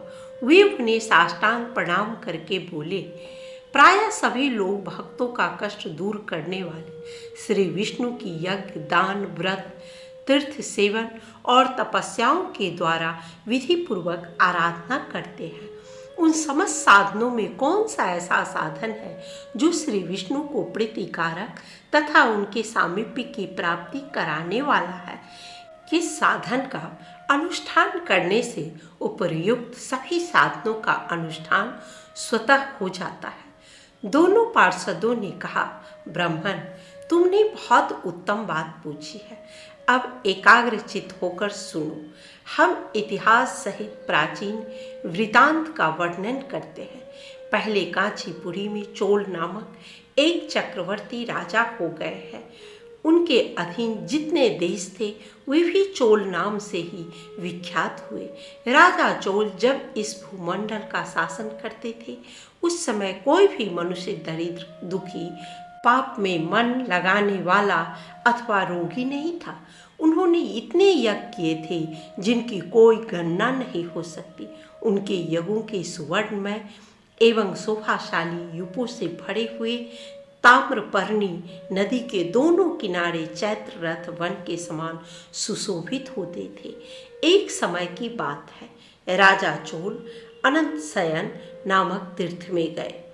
यहाँ जगदीश्वर श्री विष्णु योग निद्रा का आश्रय ले सो रहे थे। वहाँ लक्ष्मी रमण भगवान श्री विष्णु के दिव्य विग्रह की राजा ने विधि पूर्वक पूजा की। मणि, मोती तथा सुवर्ण के बने हुए सुंदर फूलों से पूजन करके उन्होंने भगवान को साष्टांग प्रणाम किया।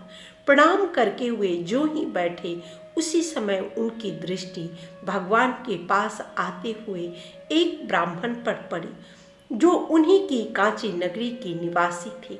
उनका नाम विष्णुदास था। वे भगवान की पूजा के लिए अपने हाथ में तुलसी दल और जल लिए हुए थे। निकट आने पर उन ब्रह्मर्षि ने विष्णु सूक्त का पाठ करते हुए देव भगवान को स्नान कराया और तुलसी की मंजरी तथा पत्तों से विधिवत पूजा की। राजा चोल ने जो पहले रत्नों से भगवान की पूजा की थी, वह सब तुलसी पूजा से ढक गई। यह देख राजा कुपित होकर बोले, विष्णुदास, मैंने मणियों तथा सुवर्णों से भगवान की पूजा की थी। वह कितनी शोभा पा रही थी, किंतु तुमने तुलसी दल चढ़ाकर सब ठग दी। बताओ ऐसा क्यों किया? मुझे तो ऐसा जान पड़ता है तुम बड़े मूर्ख हो, भगवान विष्णु की भक्ति को बिल्कुल नहीं जानते, तभी तो तुम अत्यंत सुंदर सजी सजाई पूजा को पत्तों से ढके जा रहे हो। तुम्हारे इस बर्ताव पर मुझे बड़ा आश्चर्य हो रहा है। विष्णुदास बोले, राजन, आपको भक्ति का कुछ भी पता नहीं है, केवल राज लक्ष्मी के कारण आप घमंड कर रहे हैं। बताइए तो, आज से पहले आपने कितने वैष्णव व्रतों का पालन किया है? राजा ने कहा, ब्राह्मण, यदि तुम विष्णु भक्ति से अत्यंत गर्व में आकर ऐसी बातें करते हो तो बताओ तुमने कितनी भक्ति की है? तुम तो दरिद्र हो, निर्धन हो। तुमने श्री विष्णु को संतुष्ट करने वाले यज्ञ और दान आदि कभी नहीं किए हैं तथा पहले कहीं कोई देवालय भी नहीं बनवाया है। ऐसी दशा में भी तुम्हें अपने भक्ति का इतना घमंड है। अच्छा, तो आज यहाँ जितने भी श्रेष्ठ ब्राह्मण उपस्थित हैं वे सभी कान खोलकर मेरी बात सुन लें। देखना है मैं पहले भगवान विष्णु का दर्शन पाता हूँ या यह। इससे लोगों को स्वयं ही ज्ञात हो जाएगा कि हम दोनों में से किसमें कितनी भक्ति है। दोनों पार्षद बोले, ब्राह्मण। यह कहकर राजा चोल अपने राजभवन को चले गए और उन्होंने महर्षि मुद्गल को आचार्य बनाकर वैष्णव यज्ञ का अनुष्ठान आरंभ किया, जिसमें बहुत से ऋषियों का समुदाय एकत्रित हुआ। बहुत सा अन्न खर्च किया और प्रचुर दक्षिणा बांटी गई। जैसे पूर्व काल में गया क्षेत्र के भीतर ब्रह्मा जी ने समृद्धिशाली यज्ञ का अनुष्ठान किया था, उसी प्रकार राजा चोल ने भी महान यज्ञ आरंभ किया। उधर विष्णुदास भी वहीं भगवान के मंदिर में ठहर गए और श्री विष्णु को संतुष्ट करने वाले शास्त्रोक्त नियमों का भली भांति पालन करते हुए सदा ही व्रत का अनुष्ठान करने लगे।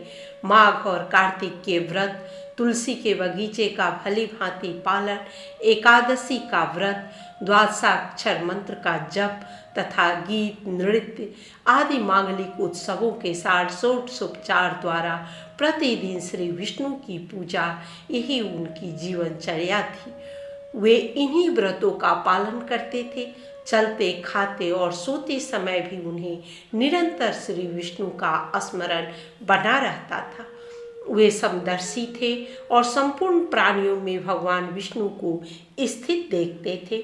उन्होंने भगवान विष्णु के संतोष के लिए उद्यापन विधि सहित माघ और कार्तिक के विशेष विशेष नियमों का भी सर्वदा पालन किया। इस प्रकार राजा चोल और विष्णुदास दोनों ही भगवान विष्णु की आराधना करने लगे। दोनों ही अपने अपने व्रत में स्थित रहते थे। दोनों की ही इंद्रियां और दोनों के ही कर्म भगवान में ही केंद्रित थे। एक दिन की बात है, विष्णुदास ने नित्य कर्म करने के पश्चात भोजन तैयार किया, किंतु उसे किसी ने चुरा लिया। चुराने वाले पर किसी की दृष्टि नहीं पड़ी। विष्णुदास ने देखा भोजन गायब है, फिर भी उन्होंने दोबारा भोजन नहीं बनाया, क्योंकि ऐसा करने पर सायंकाल की पूजा के लिए अवकाश नहीं मिलता। अतः प्रतिदिन के नियम के भंग हो जाने का भय था। दूसरे दिन उसी समय पर भोजन बनाकर वे ज्यों ही भगवान विष्णु को भोग लगाने के लिए गए तो ही कोई आकर फिर सारा भोजन हड़प ले गया। इस प्रकार लगातार 7 दिनों तक कोई आकर उनके भोजन का अपहरण करता रहा। इससे विष्णुदास को बड़ा विस्मय हुआ। वे मन ही मन इस प्रकार विचार करने लगे, अहो, यह कौन प्रतिदिन आकर मेरी रसोई चुरा ले जाता है।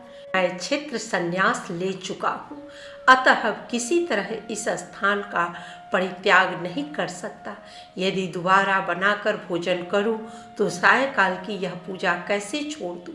कोई सा भी पाक बनाकर मैं तुरंत भोजन तो करूँगा ही नहीं, क्योंकि जब तक सारी सामग्री भगवान विष्णु को निवेदन न कर लूँ तब तक मैं भोजन नहीं करता। प्रतिदिन उपवास करने से मैं इस व्रत की समाप्ति तक जीवित कैसे रह सकता हूँ। अच्छा, आज मैं रसोई की भली भांति रक्षा करूँगा। यूँ सोचकर भोजन बनाने के पश्चात वे यूँ ही कहीं छिपकर खड़े हो गए। इतने में ही एक चांडाल दिखाई दिया जो रसोई का अन्न हड़प ले जाने को तैयार खड़ा था। भूख के मारे उसका सारा शरीर दुर्बल हो रहा था। मुख पर दीनता छा रही थी। शरीर में हाड़ और चाम के सिवा और कुछ बाकी नहीं बचा था। उसे देखकर श्रेष्ठ ब्राह्मण विष्णुदास का हृदय करुणा से व्यथित हो उठा। उन्होंने भोजन लेकर जाते हुए चांडाल पर दृष्टि डाली और कहा, भैया जरा ठहरो ठहरो, क्यों रूखा सूखा खाते हो, यह घी तो ले लो। इस तरह बोलते हुए विप्रवर विष्णुदास को आते देख चांडाल बड़े वेग से भागा और भय से मूर्छित होकर गिर पड़ा। चंडाल को भयभीत और मूर्छित देख द्विश्रेष्ठ विष्णुदास वेग से चलकर उसके पास पहुँचे और करुणावश अपने वस्त्र के किनारे से उसको हवा करने लगे। तदनंतर जब वह उठकर खड़ा हुआ तो विष्णुदास ने देखा वह चांडाल नहीं, साक्षात भगवान नारायण ही शंख चक्र और गदा धारण किए सामने विराजमान है। कटी में पीतांबर, 4 भुजाएं, हृदय में श्रीवत्स का चिन्ह और मस्तक पर किरीट सुशोभित है। अलसी के फूल की भांति श्याम सुंदर शरीर और कौस्तुभ मणि से जगमगाते हुए वक्षस्थल की अपूर्व शोभा हो रही है। अपने प्रभु को प्रत्यक्ष देखकर द्विश्रेष्ठ विष्णुदास सात्विक भावों के वशीभूत हो गए। वे स्तुति और नमस्कार करने में भी समर्थ नहीं हो सके। उस समय वहाँ इंद्र आदि देवता भी आ पहुँचे। गंधर्व और अप्सराएं गाने और नाचने लगी। वह स्थान सैकड़ों विमानों से भर गया और देवर्षियों के समुदाय से सुशोभित होने लगा। चारों ओर गीत और वाद्यों की ध्वनि छा गई। तब भगवान विष्णु ने सात्विक व्रत का पालन करने वाले अपने भक्त विष्णुदास को छाती से लगा लिया और उन्हें अपने ही जैसा रूप देकर वे वैकुंठ धाम को ले चले। उस समय यज्ञ में दीक्षित हुए राजा चोल ने देखा विष्णुदास एक सुंदर विमान पर बैठकर भगवान विष्णु के समीप जा रहे हैं। विष्णुदास को वैकुंठ धाम में जाते देख राजा ने तुरंत ही अपने गुरु महर्षि मुद्गल को बुलाया और इस प्रकार कहना आरंभ किया। राजा बोले, जिसके साथ लाग डांट होने के कारण मैंने यह यज्ञ दान आदि कर्म का अनुष्ठान किया है, वह ब्राह्मण आज भगवान विष्णु का रूप धारण करके मुझसे पहले ही वैकुंठ धाम में जा रहा है। मैंने इस वैष्णव याग में भली भांति दीक्षित होकर अग्नि में हवन किया और दान आदि के द्वारा ब्राह्मणों का मनोरथ पूर्ण किया, तथापि अभी तक भगवान मुझ पर प्रसन्न नहीं हुए और इस ब्राह्मण को केवल भक्ति के ही कारण श्री हरि ने प्रत्यक्ष दर्शन दिया है। अतः जान पड़ता है भगवान विष्णु केवल दान और यज्ञों से प्रसन्न नहीं होते, उन प्रभु का दर्शन कराने में भक्ति ही प्रधान कारण है। दोनों पार्षद कहते हैं। यूँ कहकर राजा ने अपने भांजे को राज्य सिंहासन पर अभिषिक्त कर दिया। वे बचपन से ही यज्ञ की दीक्षा लेकर उसी में संलग्न रहते थे, इसलिए उन्हें कोई पुत्र नहीं हुआ। यही कारण है कि उस देश में अब तक भांजे ही सदा राज्य के उत्तराधिकारी होते हैं। वे सब के सब राजा चोल के द्वारा स्थापित आचार का ही पालन करते हैं। भांजे को राज्य देने के पश्चात राजा यज्ञशाला में गए और यज्ञ कुंड के सामने खड़े होकर श्री विष्णु को संबोधित करते हुए 3 बार उच्च स्वर से निम्नांकित वचन बोले। भगवान विष्णु, आप मुझे मन, वाणी, शरीर और क्रिया द्वारा स्थिर भक्ति प्रदान कीजिए। यूँ कहकर वे सबके देखते देखते अग्नि में कूद पड़े। उस समय मुद्गल मुनि ने क्रोध में आकर अपनी शिखा उखाड़ डाली। तभी से आज तक उस गोत्र में उत्पन्न होने वाले समस्त मुद्गल ब्राह्मण बिना शिखा के ही रहते हैं। राजा जो ही अग्नि कुंड में कूदे, उसी समय भक्तवत्सल भगवान विष्णु प्रकट हो गए और उन्होंने राजा को छाती से लगाकर एक श्रेष्ठ विमान पर बिठाया। फिर अपने ही समान रूप देकर उन देवेश्वर ने देवताओं सहित वैकुंठ धाम को प्रस्थान किया। दोनों भक्तों में जो विष्णुदास थे, वे तो पुण्यशील नाम से प्रसिद्ध भगवान के पार्षद हुए तथा जो राजा चोल थे, उनका नाम सुशील हुआ। हम वे ही दोनों हैं। लक्ष्मी जी के प्रियतम श्री हरि ने हमें अपने समान रूप देकर अपना द्वारपाल बना लिया है। इसलिए धर्मज्ञ ब्राह्मण, तुम भी सदा भगवान विष्णु के व्रत में स्थित रहो। मात्सर्य और दंभ का परित्याग करके सर्वत्र अपना दृष्टि रखो। तुला, मकर और मेष की संक्रांति में सदा प्रातः स्नान किया करो। एकादशी के व्रत में लगे रहो और तुलसी वन की रक्षा करते रहो। ब्राह्मणों, गौओं तथा वैष्णवों की सदा ही सेवा करो। मसूर, कांजी और बैगन खाना छोड़ दो। धर्मदत्त, ऐसा करने से तुम भी शरीर का अंत होने पर श्री विष्णु के परम पद को प्राप्त करोगे। जैसे हम लोगों ने भगवान की भक्ति से ही उन्हें पाया है, उसी प्रकार तुम भी उन्हें प्राप्त कर लोगे। तुमने जन्म से लेकर अब तक जो श्री विष्णु को संतुष्ट करने वाला यह व्रत किया है, इससे यज्ञ, दान और तीर्थ भी बड़े नहीं हैं।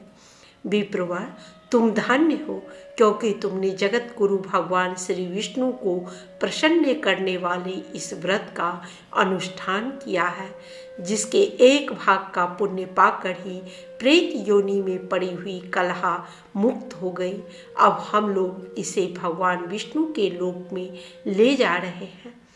नारद जी कहते हैं, राजन, इस प्रकार विमान पर बैठे हुए विष्णु के दूतों ने धर्मदत्त को उपदेश देकर कलहा के साथ वैकुंठ धाम की यात्रा की। तत्पश्चात धर्मदत्त भी पूर्ण विश्वास के साथ उस व्रत में लगे रहे और शरीर का अंत होने पर अपनी दोनों पत्नियों के साथ हुए भगवान की परम धाम को चले गए। जो पुरुष इस प्राचीन इतिहास को सुनता और सुनाता है, वह जगत गुरु भगवान की कृपा से उनका सानिध्य प्राप्त करने वाली उत्तम गति पाता है। पुण्यात्माओं के संसर्ग से पुण्य की प्राप्ति के प्रसंग में धनेश्वर ब्राह्मण की कथा। भगवान श्री कृष्ण कहते हैं, प्रिय, यह कथा सुनकर राजा पृथु के मन में बड़ा आश्चर्य हुआ। उन्होंने भक्ति पूर्वक देवर्षि नारद का पूजन करने के पश्चात उन्हें विदा किया। इसलिए माघ स्नान, कार्तिक स्नान तथा एकादशी, ये तीनों व्रत मुझे अत्यंत प्रिय हैं। वनस्पतियों में तुलसी, महीनों में कार्तिक, तिथियों में एकादशी तथा पुण्य क्षेत्रों में द्वारकापुरी मुझे विशेष प्रिय है। जो अपनी इंद्रियों को संयम में रखकर इन सब का सेवन करता है, वह मुझे बहुत ही प्रिय होता है। यज्ञ आदि के द्वारा भी कोई मेरा ऐसा प्रिय नहीं हो सकता, जैसा कि पूर्वोक्त चारों के सेवन से होता है। सत्यभामा बोली, नाथ, आपने मुझे जो कथा सुनाई है वह बड़े ही आश्चर्य में डालने वाली है, क्योंकि कलहा दूसरे के दिए हुए पुण्य से ही मुक्ति पा गई। इस कार्तिक के मास का ऐसा प्रभाव है और यह आपको इतना प्रिय है कि इसमें किए हुए स्नान दान से कलह के पति द्रोह आदि पाप भी नष्ट हो गए। प्रभु, जो दूसरे का किया हुआ पुण्य है वह उसके देने से तो मिल जाता है, किंतु बिना दिया हुआ पुण्य मनुष्य किस मार्ग से पा सकता है। भगवान श्री कृष्ण ने कहा, प्रिय, सतयुग, त्रेता और द्वापर में देश, ग्राम और कुल भी मनुष्य के किए हुए पुण्य और पाप के भागी होते हैं, परंतु कलयुग में केवल कर्ता को ही पुण्य और पाप का फल भोगना पड़ता है। पढ़ाने से, यज्ञ कराने से अथवा एक पंक्ति में बैठकर भोजन करने से भी मनुष्य दूसरों के पुण्य और पाप का चौथाई भाग परोक्ष रूप से पा लेता है। एक आसन पर बैठने, एक सवारी पर चलने, श्वास का स्पर्श होने और परस्पर अंग सट जाने से भी निश्चय ही पुण्य पाप के छठे अंश का फलभागी होना पड़ता है। स्पर्श करने से, बातचीत करने से तथा दूसरे की स्तुति करने से भी मानव पुण्य पाप के दशमांश को ग्रहण करता है। देखने से, नाम सुनने से तथा मन के द्वारा चिंतन करने से दूसरे के पुण्य पाप का शतांश भाग प्राप्त होता है। जो दूसरे की निंदा करता, चुगली खाता और उसे धिक्कार देता है, वह उसके किए हुए पातक को स्वयं लेकर बदले में अपने पुण्य को देता है। एक पंक्ति में बैठकर भोजन करने वाले लोगों में से जो किसी को परोसने में छोड़ देता है, उसके पुण्य का छठा भाग उस छोड़े हुए व्यक्ति को मिल जाता है। जो स्नान और संध्या आदि करते समय किसी को छूता या उससे बातचीत करता है, उसे अपने कर्म जनित पुण्य के छठे अंश को उस व्यक्ति के लिए निश्चय ही देना पड़ता है। जो धर्म के उद्देश्य से दूसरे मनुष्य से धन की याचना करता है, उसके पुण्य कर्म के फल को धन देने वाला व्यक्ति भी पाता है। जो दूसरे का धन चुरा कर पुण्य कर्म करता है, उसका फल धनी को ही मिलता है, कर्म करने वाले को नहीं। जो मनुष्य दूसरे का ऋण चुकाए बिना ही मर जाता है, उसके पुण्य को धनी मनुष्य अपने धन के अनुसार बांट लेता है। कर्म करने की सलाह देने वाला, अनुमोदन करने वाला, सामग्री जुटाने वाला तथा बल से सहायता करने वाला पुरुष भी पुण्य पाप के छठे अंश को पा लेता है। राजा अपनी प्रजा से, गुरु शिष्य से, पति अपनी पत्नी से तथा पिता अपने पुत्र से उसके पुण्य पाप का छठा अंश प्राप्त करता है। स्त्री भी यदि सदा अपने पति के मन के अनुसार चले और सदा उसे संतोष देने वाली हो, तो वह पति के पुण्य का आधा भाग प्राप्त करती है। स्वयं धन देकर अपने नौकर या पुत्र के अतिरिक्त किसी भी दूसरे के हाथ से दान कराने वाले पुरुष के पुण्य कर्मों के छठे भाग को कर्ता ले लेता है।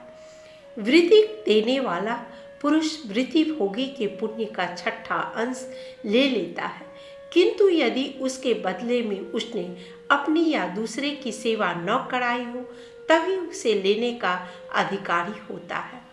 इस प्रकार दूसरों के किए हुए पुण्य और पाप बिना दिए भी सदा आते रहते हैं। इस विषय में एक प्राचीन इतिहास है जो बहुत ही उत्तम और पुण्यमयी बुद्धि प्रदान करने वाला है। उसे सुनो। पूर्व काल की बात है। अवंतीपुरी में धनेश्वर नामक एक ब्राह्मण रहता था। वह ब्राह्मणोचित कर्म से भ्रष्ट, पाप परायण और खोटी बुद्धि वाला था। रस, कंबल और चमड़ा आदि बेचकर तथा झूठ बोलकर वह जीविका चलाता था। उसका मन चोरी, वेश्यागमन, मदिरापान और जुए आदि में सदा आसक्त रहता था। एक बार वह खरीद बिक्री के काम से देश देशांतर में भ्रमण करता हुआ माहिष्मतीपुरी में जा पहुंचा, जिसकी चार दीवारी से सटकर बहने वाली पाप नाशनी नर्मदा सदा सुशोभित होती रहती है। वहाँ कार्तिक का व्रत करने वाले बहुत से मनुष्य अनेक गांवों से स्नान करने के लिए आए थे। धनेश्वर ने उन सबको देखा। कितने ही ब्राह्मण स्नान करके यज्ञ और देव पूजन में लगे थे। कुछ लोग पुराणों का पाठ करते और कुछ लोग सुनते थे। कितने ही भक्त नाच, गान, दान और वाद के द्वारा भगवान विष्णु की स्तुति में संलग्न थे। धनेश्वर प्रतिदिन घूम घूम कर वैष्णव के दर्शन, स्पर्श तथा उनसे वार्तालाप करता था। इससे उसे श्री विष्णु के नाम सुनने का शुभ अवसर प्राप्त होता था। इस प्रकार वह 1 मास तक वहाँ टिका रहा। कार्तिक व्रत के उद्यापन में भक्त पुरुषों ने जो श्री हरि के समीप जागरण किया, उसको भी उसने देखा। उसके बाद पूर्णिमा को व्रत करने वाले मनुष्यों ने जो ब्राह्मणों और गौओं का पूजन आदि किया तथा दक्षिणा और भोजन आदि दिए, उन सब का भी उसने अवलोकन किया। तत्पश्चात सूर्यास्त के समय श्री शंकर जी की प्रसन्नता के लिए जो दीपोत्सर्ग की विधि की गई, उस पर भी धनेश्वर की दृष्टि पड़ी। उस तिथि को भगवान शंकर ने तीनों पुरों का दाह किया था। इसीलिए भक्त पुरुष उस दिन दीपोत्सर्ग का महान उत्सव किया करते हैं। जो मुझ में और शिव जी में भेद बुद्धि करता है, उसके सारे पुण्य कर्म निसफल हो जाते हैं, इसमें तनिक भी संदेह नहीं है। धनेश्वर नर्मदा के तट पर नृत्य आदि देखता हुआ घूम रहा था।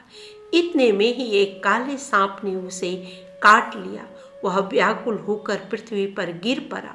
उसे गिरा देख बहुत से मनुष्यों ने दयावश उसको चारों ओर से घेर लिया और तुलसी मिश्रित जल के द्वारा उसके मुख पर छींटे देना आरंभ किया। देह त्याग के पश्चात धनेश्वर को यमराज के दूतों ने बांधा और क्रोधपूर्वक कोड़ों से पीटते हुए वे उसे संयमनीपुरी को ले गए। चित्रगुप्त ने धनेश्वर को देखकर उसे बहुत फटकारा और उसने बचपन से लेकर मृत्यु पर्यंत जितने दुष्कर्म किए थे वे सब उन्होंने यमराज को बताए। चित्रगुप्त बोले, प्रभु, बचपन से लेकर मृत्यु पर्यंत इसका कोई पुण्य नहीं दिखाई देता। यह दुष्ट केवल पाप का मूर्तिमान स्वरूप दिख पड़ता है, अतः इसे कल्प भर नरक में पकाया जाए। यमराज बोले, प्रेतराज, केवल पापों पर ही दृष्टि रखने वाले इस दुष्ट को मुद्गरों से पीटते हुए ले जाओ और तुरंत ही कुंभी पाक में डाल दो। यमराज की आज्ञा पाकर प्रेतराज पापी धनेश्वर को ले चला। मुद्गरों की मार से उसका मस्तक विदीर्ण हो गया था। कुंभी पाक में तेल के खौलने का खलखल शब्द हो रहा था। प्रेतराज ने उसे तुरंत ही उसमें डाल दिया। वह जो ही कुंभी पाक में गिरा तो ही उसका तेल ठंडा हो गया। ठीक उसी तरह जैसे पूर्व काल में भक्त प्रवर प्रहलाद को डालने से दैत्यों की जलाई हुई आग बुझ गई थी। यह महान आश्चर्य की बात देखकर प्रेतराज को बड़ा विस्मय हुआ। उसने बड़े वेग से आकर यह सारा हाल यमराज को कह सुनाया। प्रेतराज की कही हुई कौतूहलपूर्ण बात सुनकर यम ने कहा, आह, यह कैसी बात है। फिर उसे साथ ले हुए उस स्थान पर आए और उस घटना पर विचार करने लगे। इतने में ही देवर्षि नारद हंसते हुए बड़ी उतावली के साथ वहां आए। यमराज ने भली भांति उनका पूजन किया। उनसे मिलकर देवर्षि नारद जी ने इस प्रकार कहा। नारद जी बोले, सूर्य नंदन, यह नरक भोगने के योग्य नहीं है, क्योंकि इसके द्वारा ऐसा कर्म बन गया है जो नरक का नाश करने वाला है। जो पुरुष पुण्य कर्म करने वाले लोगों का दर्शन, स्पर्श और उनके साथ वार्तालाप करता है, वह उनके पुण्य का 6ठा अंश प्राप्त कर लेता है। यह तो 1 मास तक श्री हरि के कार्तिक के व्रत का अनुष्ठान करने वाले असंख्य मनुष्यों के संपर्क में रहा है, अतः उन सब के पुण्यांश का भागी हुआ है। उनकी सेवा करने के कारण इसे संपूर्ण व्रत का पुण्य प्राप्त हुआ है। अतः इसके कार्तिक व्रत से उत्पन्न होने वाले पुण्यों की कोई गिनती नहीं है। कार्तिक के व्रत करने वाले पुरुषों के बड़े से बड़े पातकों का भी भक्त वत्सल श्री विष्णु पुण्यता नाश कर डालते हैं। इतना ही नहीं, अंत काल में वैष्णव पुरुषों ने तुलसी मिश्रित नर्मदा के जल से इसको नहलाया है और श्री विष्णु के नाम का भी श्रवण कराया है, इसलिए इसके सारे पाप नष्ट हो गए हैं। अब धनेश्वर उत्तम गति प्राप्त करने का अधिकारी हो गया है। यह वैष्णव पुरुषों का कृपा पात्र है, अतः इसे नरक में न पकाओ। इसको अनिच्छा से पुण्य प्राप्त हुआ है, इसलिए यह यक्ष योनि में रहे और संपूर्ण नरकों के दर्शन मात्र से अपने पापों का भोग पूरा कर ले। भगवान श्री कृष्ण कहते हैं, प्रिय, यूं कहकर देवर्षि नारद जी चले गए। फिर यमराज अपने सेवक के द्वारा उस ब्राह्मण को संपूर्ण नरकों का दर्शन कराने के लिए वहां से ले गए। इसके बाद यम की आज्ञा का पालन करने वाला प्रेतराज धनेश्वर को संपूर्ण नरकों के पास ले गया और उनका अवलोकन कराता हुआ इस प्रकार कहने लगा। प्रेतराज ने कहा, धनेश्वर, महान भय देने वाले इस घोर नरकों की ओर दृष्टि डालो। इनमें पापी पुरुष सदा यमराज के सेवकों द्वारा पकाए जाते हैं। यह जो भयानक नरक दिखाई देता है, इसका नाम तप्त बालूक है। इसमें ये पापाचारी जीव अपनी देहदग्ध होने के कारण क्रंदन कर रहे हैं। जो मनुष्य बलि वैश्यदेव के अंत में भूख से दुर्बल हो घर पर आए हुए अतिथियों का सत्कार नहीं करते, वे अपने पाप कर्म के कारण इस नरक में कष्ट भोगते हैं। जो गुरु, अग्नि, ब्राह्मण, गौ, देवता तथा मुर्दाभिषिक्त राजाओं को लात मारते हैं, वे ही पापी यहाँ दृष्टि गोचर हो रहे हैं। यहाँ तपी हुई बालू पर चलने के कारण इनके पैर जल गए हैं। इस नरक के चाह अवान्तर भेद है। नाना प्रकार के पापों के कारण इसमें आना पड़ता है। इसी प्रकार यह दूसरा महान नरक अंधतामिस्त्र कहलाता है। देखो, यहाँ सुई के समान मुंह वाले कीड़ों के द्वारा पापियों के शरीर विदीर्ण हो रहे हैं। यह नरक भयानक मुख वाले अनेक प्रकार के कीटों से ठसाठस भरा हुआ है। यह तीसरा क्रकच नामक नरक है। यह भी बड़ा भयानक दिखाई देता है। इसमें ये पापी मनुष्य आड़े से चीरे जाने का कष्ट भोगते हैं। 80 पत्रवन आदि भेदों से यह नरक 6 प्रकार का बताया गया है।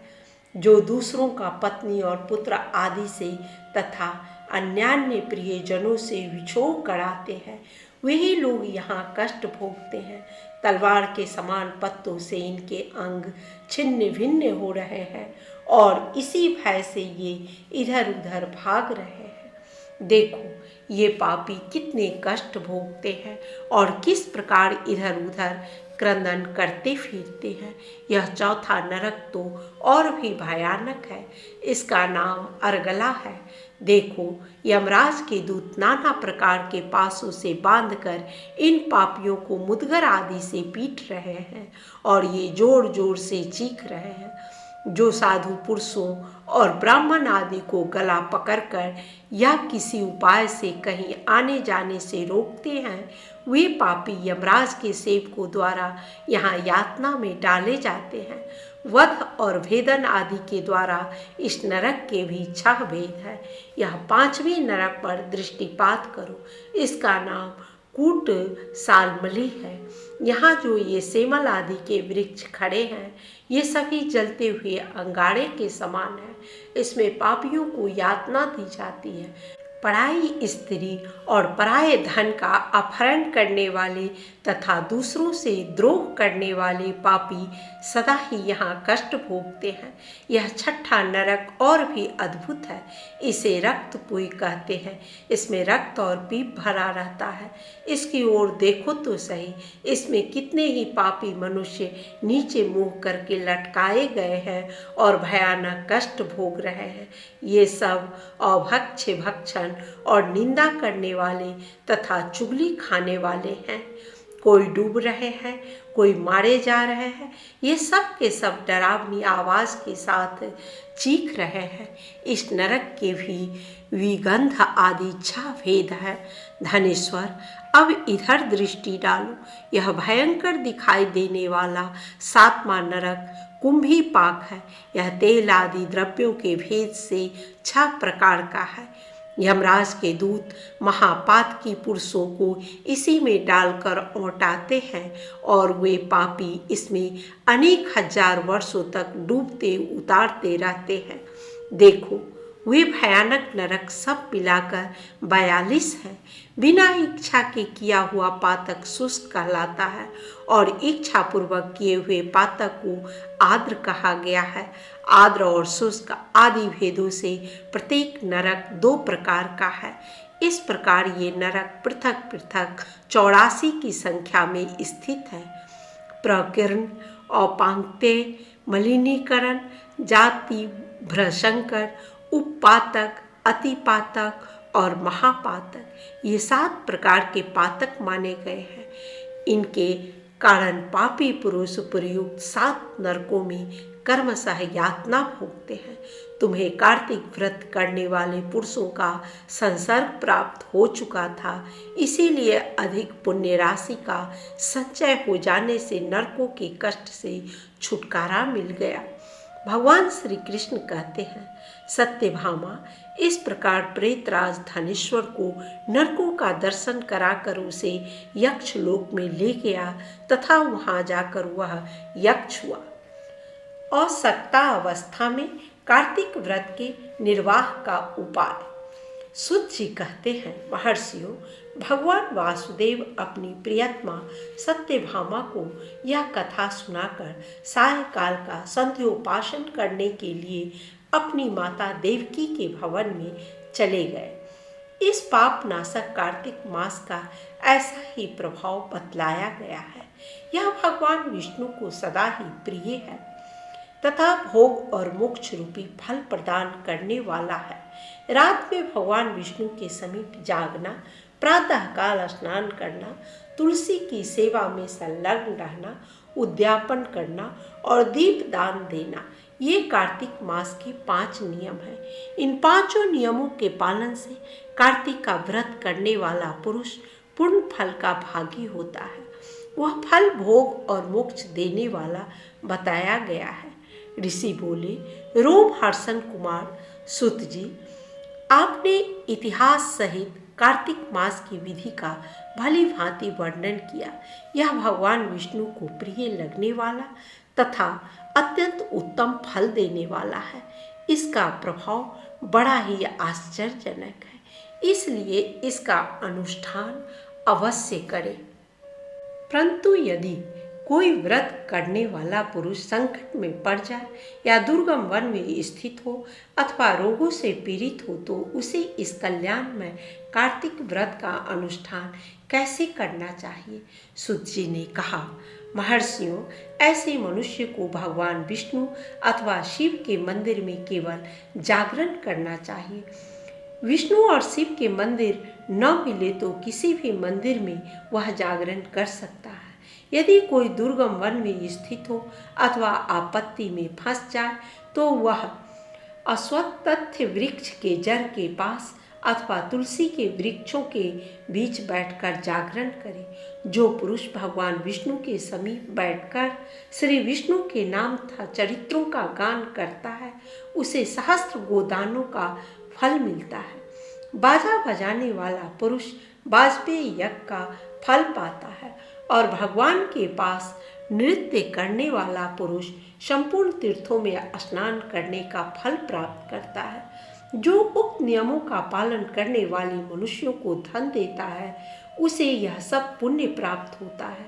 उक्त नियमों का पालन करने वाले पुरुषों के दर्शन और नाम सुनने से भी उनके पुण्य का 6ठा अंश प्राप्त होता है। जो आपत्ति में फंस जाने के कारण नहाने के लिए जल न पा सके अथवा जो रोगी होने के कारण स्नान न कर सके, वह भगवान विष्णु का नाम लेकर मार्जन कर ले। जो कार्तिक व्रत के पालन में प्रवृत्त होकर भी उसका उद्यापन करने में समर्थ न हो, उसे चाहिए कि वह व्रत की पूर्ति के लिए यथाशक्ति ब्राह्मणों को भोजन कराए। ब्राह्मण इस पृथ्वी पर अव्यक्त रूप श्री विष्णु के व्यक्त स्वरूप हैं। उनके संतुष्ट होने पर भगवान सदा संतुष्ट होते हैं, इसमें तनिक भी संदेह नहीं है। जो स्वयं दीप दान करने में असमर्थ हो, वह दूसरों का दीप जलाए अथवा हवा आदि से उन दीपों की यत्नपूर्वक रक्षा करे। तुलसी वृक्ष के अभाव में वैष्णव ब्राह्मण का पूजन करे, क्योंकि भगवान विष्णु अपने भक्तों के हृदय में सदा ही विराजमान रहते हैं। अथवा सब साधनों के अभाव में व्रत करने वाला पुरुष व्रत की पूर्ति के लिए ब्राह्मणों, गौओं तथा पीपल और वट के वृक्षों की सेवा करें। ऋषियों ने पूछा, सुत जी, आपने पीपल और वट को गौ तथा ब्राह्मण के समान कैसे बता दिया? वे दोनों अन्य सब वृक्षों की अपेक्षा अधिक पूज्य क्यों माने गए हैं? सुत जी बोले, महर्षियों, पीपल के रूप में साक्षात भगवान विष्णु ही विराजते हैं। इसी प्रकार वट भगवान शंकर का और पलाश ब्रह्मा जी का स्वरूप है। इन तीनों का दर्शन, पूजन और सेवन पापहारी माना गया है। दुख, आपत्ति, व्याधि और दुष्टों के नाश में भी उसको कारण बताया गया है। कार्तिक मास का महात्म्य और उसमें पालन करने योग्य नियम। सत्यभामा ने कहा, प्रभु, कार्तिक मास सब मासों में श्रेष्ठ माना गया है। मैंने उसके महात्म्य को विस्तार पूर्वक नहीं सुना, कृपया उसी का वर्णन कीजिए। भगवान श्री कृष्ण बोले, सत्यभामे, तुमने बड़ी उत्तम बात पूछी है। पूर्व काल में महात्मा सूत ने सौनक मुनि से आदर पूर्वक कार्तिक व्रत का वर्णन किया था। वही प्रसंग मैं तुम्हें सुनाता हूँ। सूत जी ने कहा, मुनि श्रेष्ठ सौनक जी, पूर्व काल में कार्तिक के पूछने पर महादेव जी ने जिसका वर्णन किया था उसको आप श्रवण कीजिए। कार्तिकेय जी बोले, पिताजी, आप वक्ताओं में श्रेष्ठ हैं। मुझे कार्तिक मास के स्नान की विधि बताइए, जिससे मनुष्य दुख रूपी समुद्र से पार हो जाते हैं। साथ ही तीर्थ के जल का महात्म्य और माघ स्नान का फल भी बताइए। महादेव जी ने कहा, एक और संपूर्ण तीर्थ समस्तान दक्षिणाओं सहित यज्ञ, पुष्कर, कुरुक्षेत्र, हिमालय, अक्रूर तीर्थ, काशी और शुकर क्षेत्र में निवास तथा दूसरी ओर केवल कार्तिक के मास हो तो वही भगवान केशव को सर्वदा प्रिय है। जिसके हाथ, पैर, वाणी और मन वश में हो तथा जिसमें विद्या, तप और कीर्ति विद्यमान हो, वही तीर्थ के पुण्य फल को प्राप्त करता है। श्रद्धा रहित, नास्तिक, संसालु और कोड़ी तर्क बुद्धि का सहारा लेने वाले मनुष्य तीर्थ सेवन के फल भागी नहीं होते। जो ब्राह्मण सवेरे उठकर सदा प्रातः स्नान करता है, वह सब पापों से मुक्त हो परमात्मा को प्राप्त होता है। खड़ानन स्नान का महत्व जानने वाले पुरुषों ने 4 प्रकार के स्नान बताया है: वायव्य, वारुण, ब्राह्म और दिव्य। यह सुनकर सत्यभामा बोली, प्रभु, मुझे चारों स्नानों के लक्षण बताइए। भगवान श्री कृष्ण ने कहा, प्रिय, वो धूलि द्वारा किया हुआ स्नान वायव्य कहलाता है। सागर आदि जलाशयों में किया हुआ स्नान को वारुण कहते हैं। आपोहिष्टामयो आदि ब्राह्मण मंत्रों के उच्चारण पूर्वक जो मार्जन किया जाता है उसका नाम ब्राह्म है तथा बरसते हुए मेघ के जल और सूर्य की किरणों से शरीर की शुद्धि करना दिव्य स्नान माना गया है। सब प्रकार के स्नानों में वारुण स्नान श्रेष्ठ है। ब्राह्मण, क्षत्रिय और वैश्य मंत्रों उच्चारण पूर्वक स्नान करें, परंतु शूद्र और स्त्रियों के लिए बिना मंत्र के ही स्नान का विधान है। बालक, युवा, वृद्ध, पुरुष, स्त्री और नपुंसक सब लोग कार्तिक और माघ में प्रातः स्नान की प्रशंसा करते हैं। कार्तिक में प्रातः काल स्नान करने वाले लोग मनोवांछित फल प्राप्त करते हैं। कार्तिकेय जी बोले, पिताजी, अन्य धर्मों का भी वर्णन कीजिए जिनका अनुष्ठान करने से मनुष्य अपने समस्त पाप धोकर देवता बन जाता है। महादेव जी ने कहा, बेटा, कार्तिक के मास को उपस्थित देख जो मनुष्य दूसरे का अन्न त्याग देता है वह प्रतिदिन कृच्छ व्रत का फल प्राप्त करता है। कार्तिक में तेल, मधु, कांसे के बर्तन में भोजन और मैथुन का विशेष रूप से परित्याग करना चाहिए। एक बार भी मांस भक्षण करने से मनुष्य राक्षस की योनि में जन्म पाता है और 60,000 वर्षों तक विष्ठा में डालकर सराया जाता है। उससे छुटकारा पाने पर वह पापी विष्ठा खाने वाला ग्राम शुकर होता है। कार्तिक मास में शास्त्र विहित भोजन का नियम करने पर अवश्य ही मोक्ष प्राप्त होता है। भगवान विष्णु का परम धाम ही मोक्ष है। कार्तिक के समान कोई मास नहीं है। श्री विष्णु से बढ़कर कोई देवता नहीं है। वेद के तुल्य कोई शास्त्र नहीं है। गंगा के समान कोई तीर्थ नहीं है। सत्य के समान सदाचार, सतयुग के समान युग, रचना के तुल्य तृप्ति का साधन, दान के सदृश सुख, धर्म के समान मित्र और नेत्र के समान कोई ज्योति नहीं है। स्नान करने वाले पुरुषों के लिए समुद्रगामिनी पवित्र नदी प्रायः दुर्लभ होती है। कुल के अनुरूप उत्तम शील वाली कन्या, कुलीन और शीलवान दंपति, जन्मदायिनी माता, विशेषतः पिता, साधु पुरुषों के सम्मान का अवसर, धार्मिक पुत्र, द्वारका का निवास, भगवान श्री कृष्ण का दर्शन, गोमती का स्नान और कार्तिक का व्रत, ये सब मनुष्य के लिए प्रायः दुर्लभ है। चंद्रमा और सूर्य के ग्रहण काल में ब्राह्मणों को पृथ्वी दान देने से जिस फल की प्राप्ति होती है, वह कार्तिक में भूमि पर शयन करने वाले पुरुष को स्वतः प्राप्त हो जाता है। ब्राह्मण दंपति को भोजन कराए, चंदन आदि से उनकी पूजा करे, कंबल, नाना प्रकार के रत्न और वस्त्र दान करे, ओढ़ने के साथ ही बिछौना भी दे। तुम्हें कार्तिक मास में जूते और छाते का भी दान करना चाहिए। कार्तिक के मास में जो मनुष्य प्रतिदिन पत्तल में भोजन करता है, वह 14 इंद्रों की आयु पर्यंत कभी दुर्गति में नहीं पड़ता। उसे संपूर्ण कामनाओं तथा समस्त तीर्थों का फल प्राप्त होता है। पलाश के पत्ते पर भोजन करने से मनुष्य कभी नरक नहीं देखता, किंतु वह पलाश के बिचले पत्र का अवश्य त्याग कर दे। कार्तिक में तिल का दान, नदी का स्नान, सदा साधु पुरुषों का सेवन और पलाश के पत्तों में भोजन सदा मोक्ष देने वाला है। कार्तिक के महीने में मौन व्रत का पालन, पलाश के पत्ते में भोजन, तिल मिश्रित जल से स्नान, निरंतर क्षमा का आश्रय और पृथ्वी पर शयन करने वाला पुरुष युग युग के उपार्जित पापों का नाश कर डालता है। जो कार्तिक मास में भगवान विष्णु के सामने उषा काल तक जागरण करता है, उसे सहस्त्र गोदानों का फल मिलता है। पितृपक्ष में अन्नदान करने से तथा ज्येष्ठ और आषाढ़ मास में जल देने से मनुष्यों को जो फल मिलता है, वह कार्तिक में दूसरों का दीपक जलाने मात्र से प्राप्त हो जाता है। जो बुद्धिमान कार्तिक में मन, वाणी और क्रिया द्वारा पुष्कर तीर्थ का स्मरण करता है, उसे लाखों करोड़ों गुना पुण्य होता है। माघ मास में प्रयाग, कार्तिक में पुष्कर और वैशाख मास में अवंतीपुरी उज्जैन, ये एक युग तक उपार्जित किए हुए पापों का नाश कर डालते हैं। कार्तिक के संसार में विशेषतः कलयुग में वे ही मनुष्य धन्य है जो सदा पितरों के उद्धार के लिए श्री हरि का सेवन करते हैं।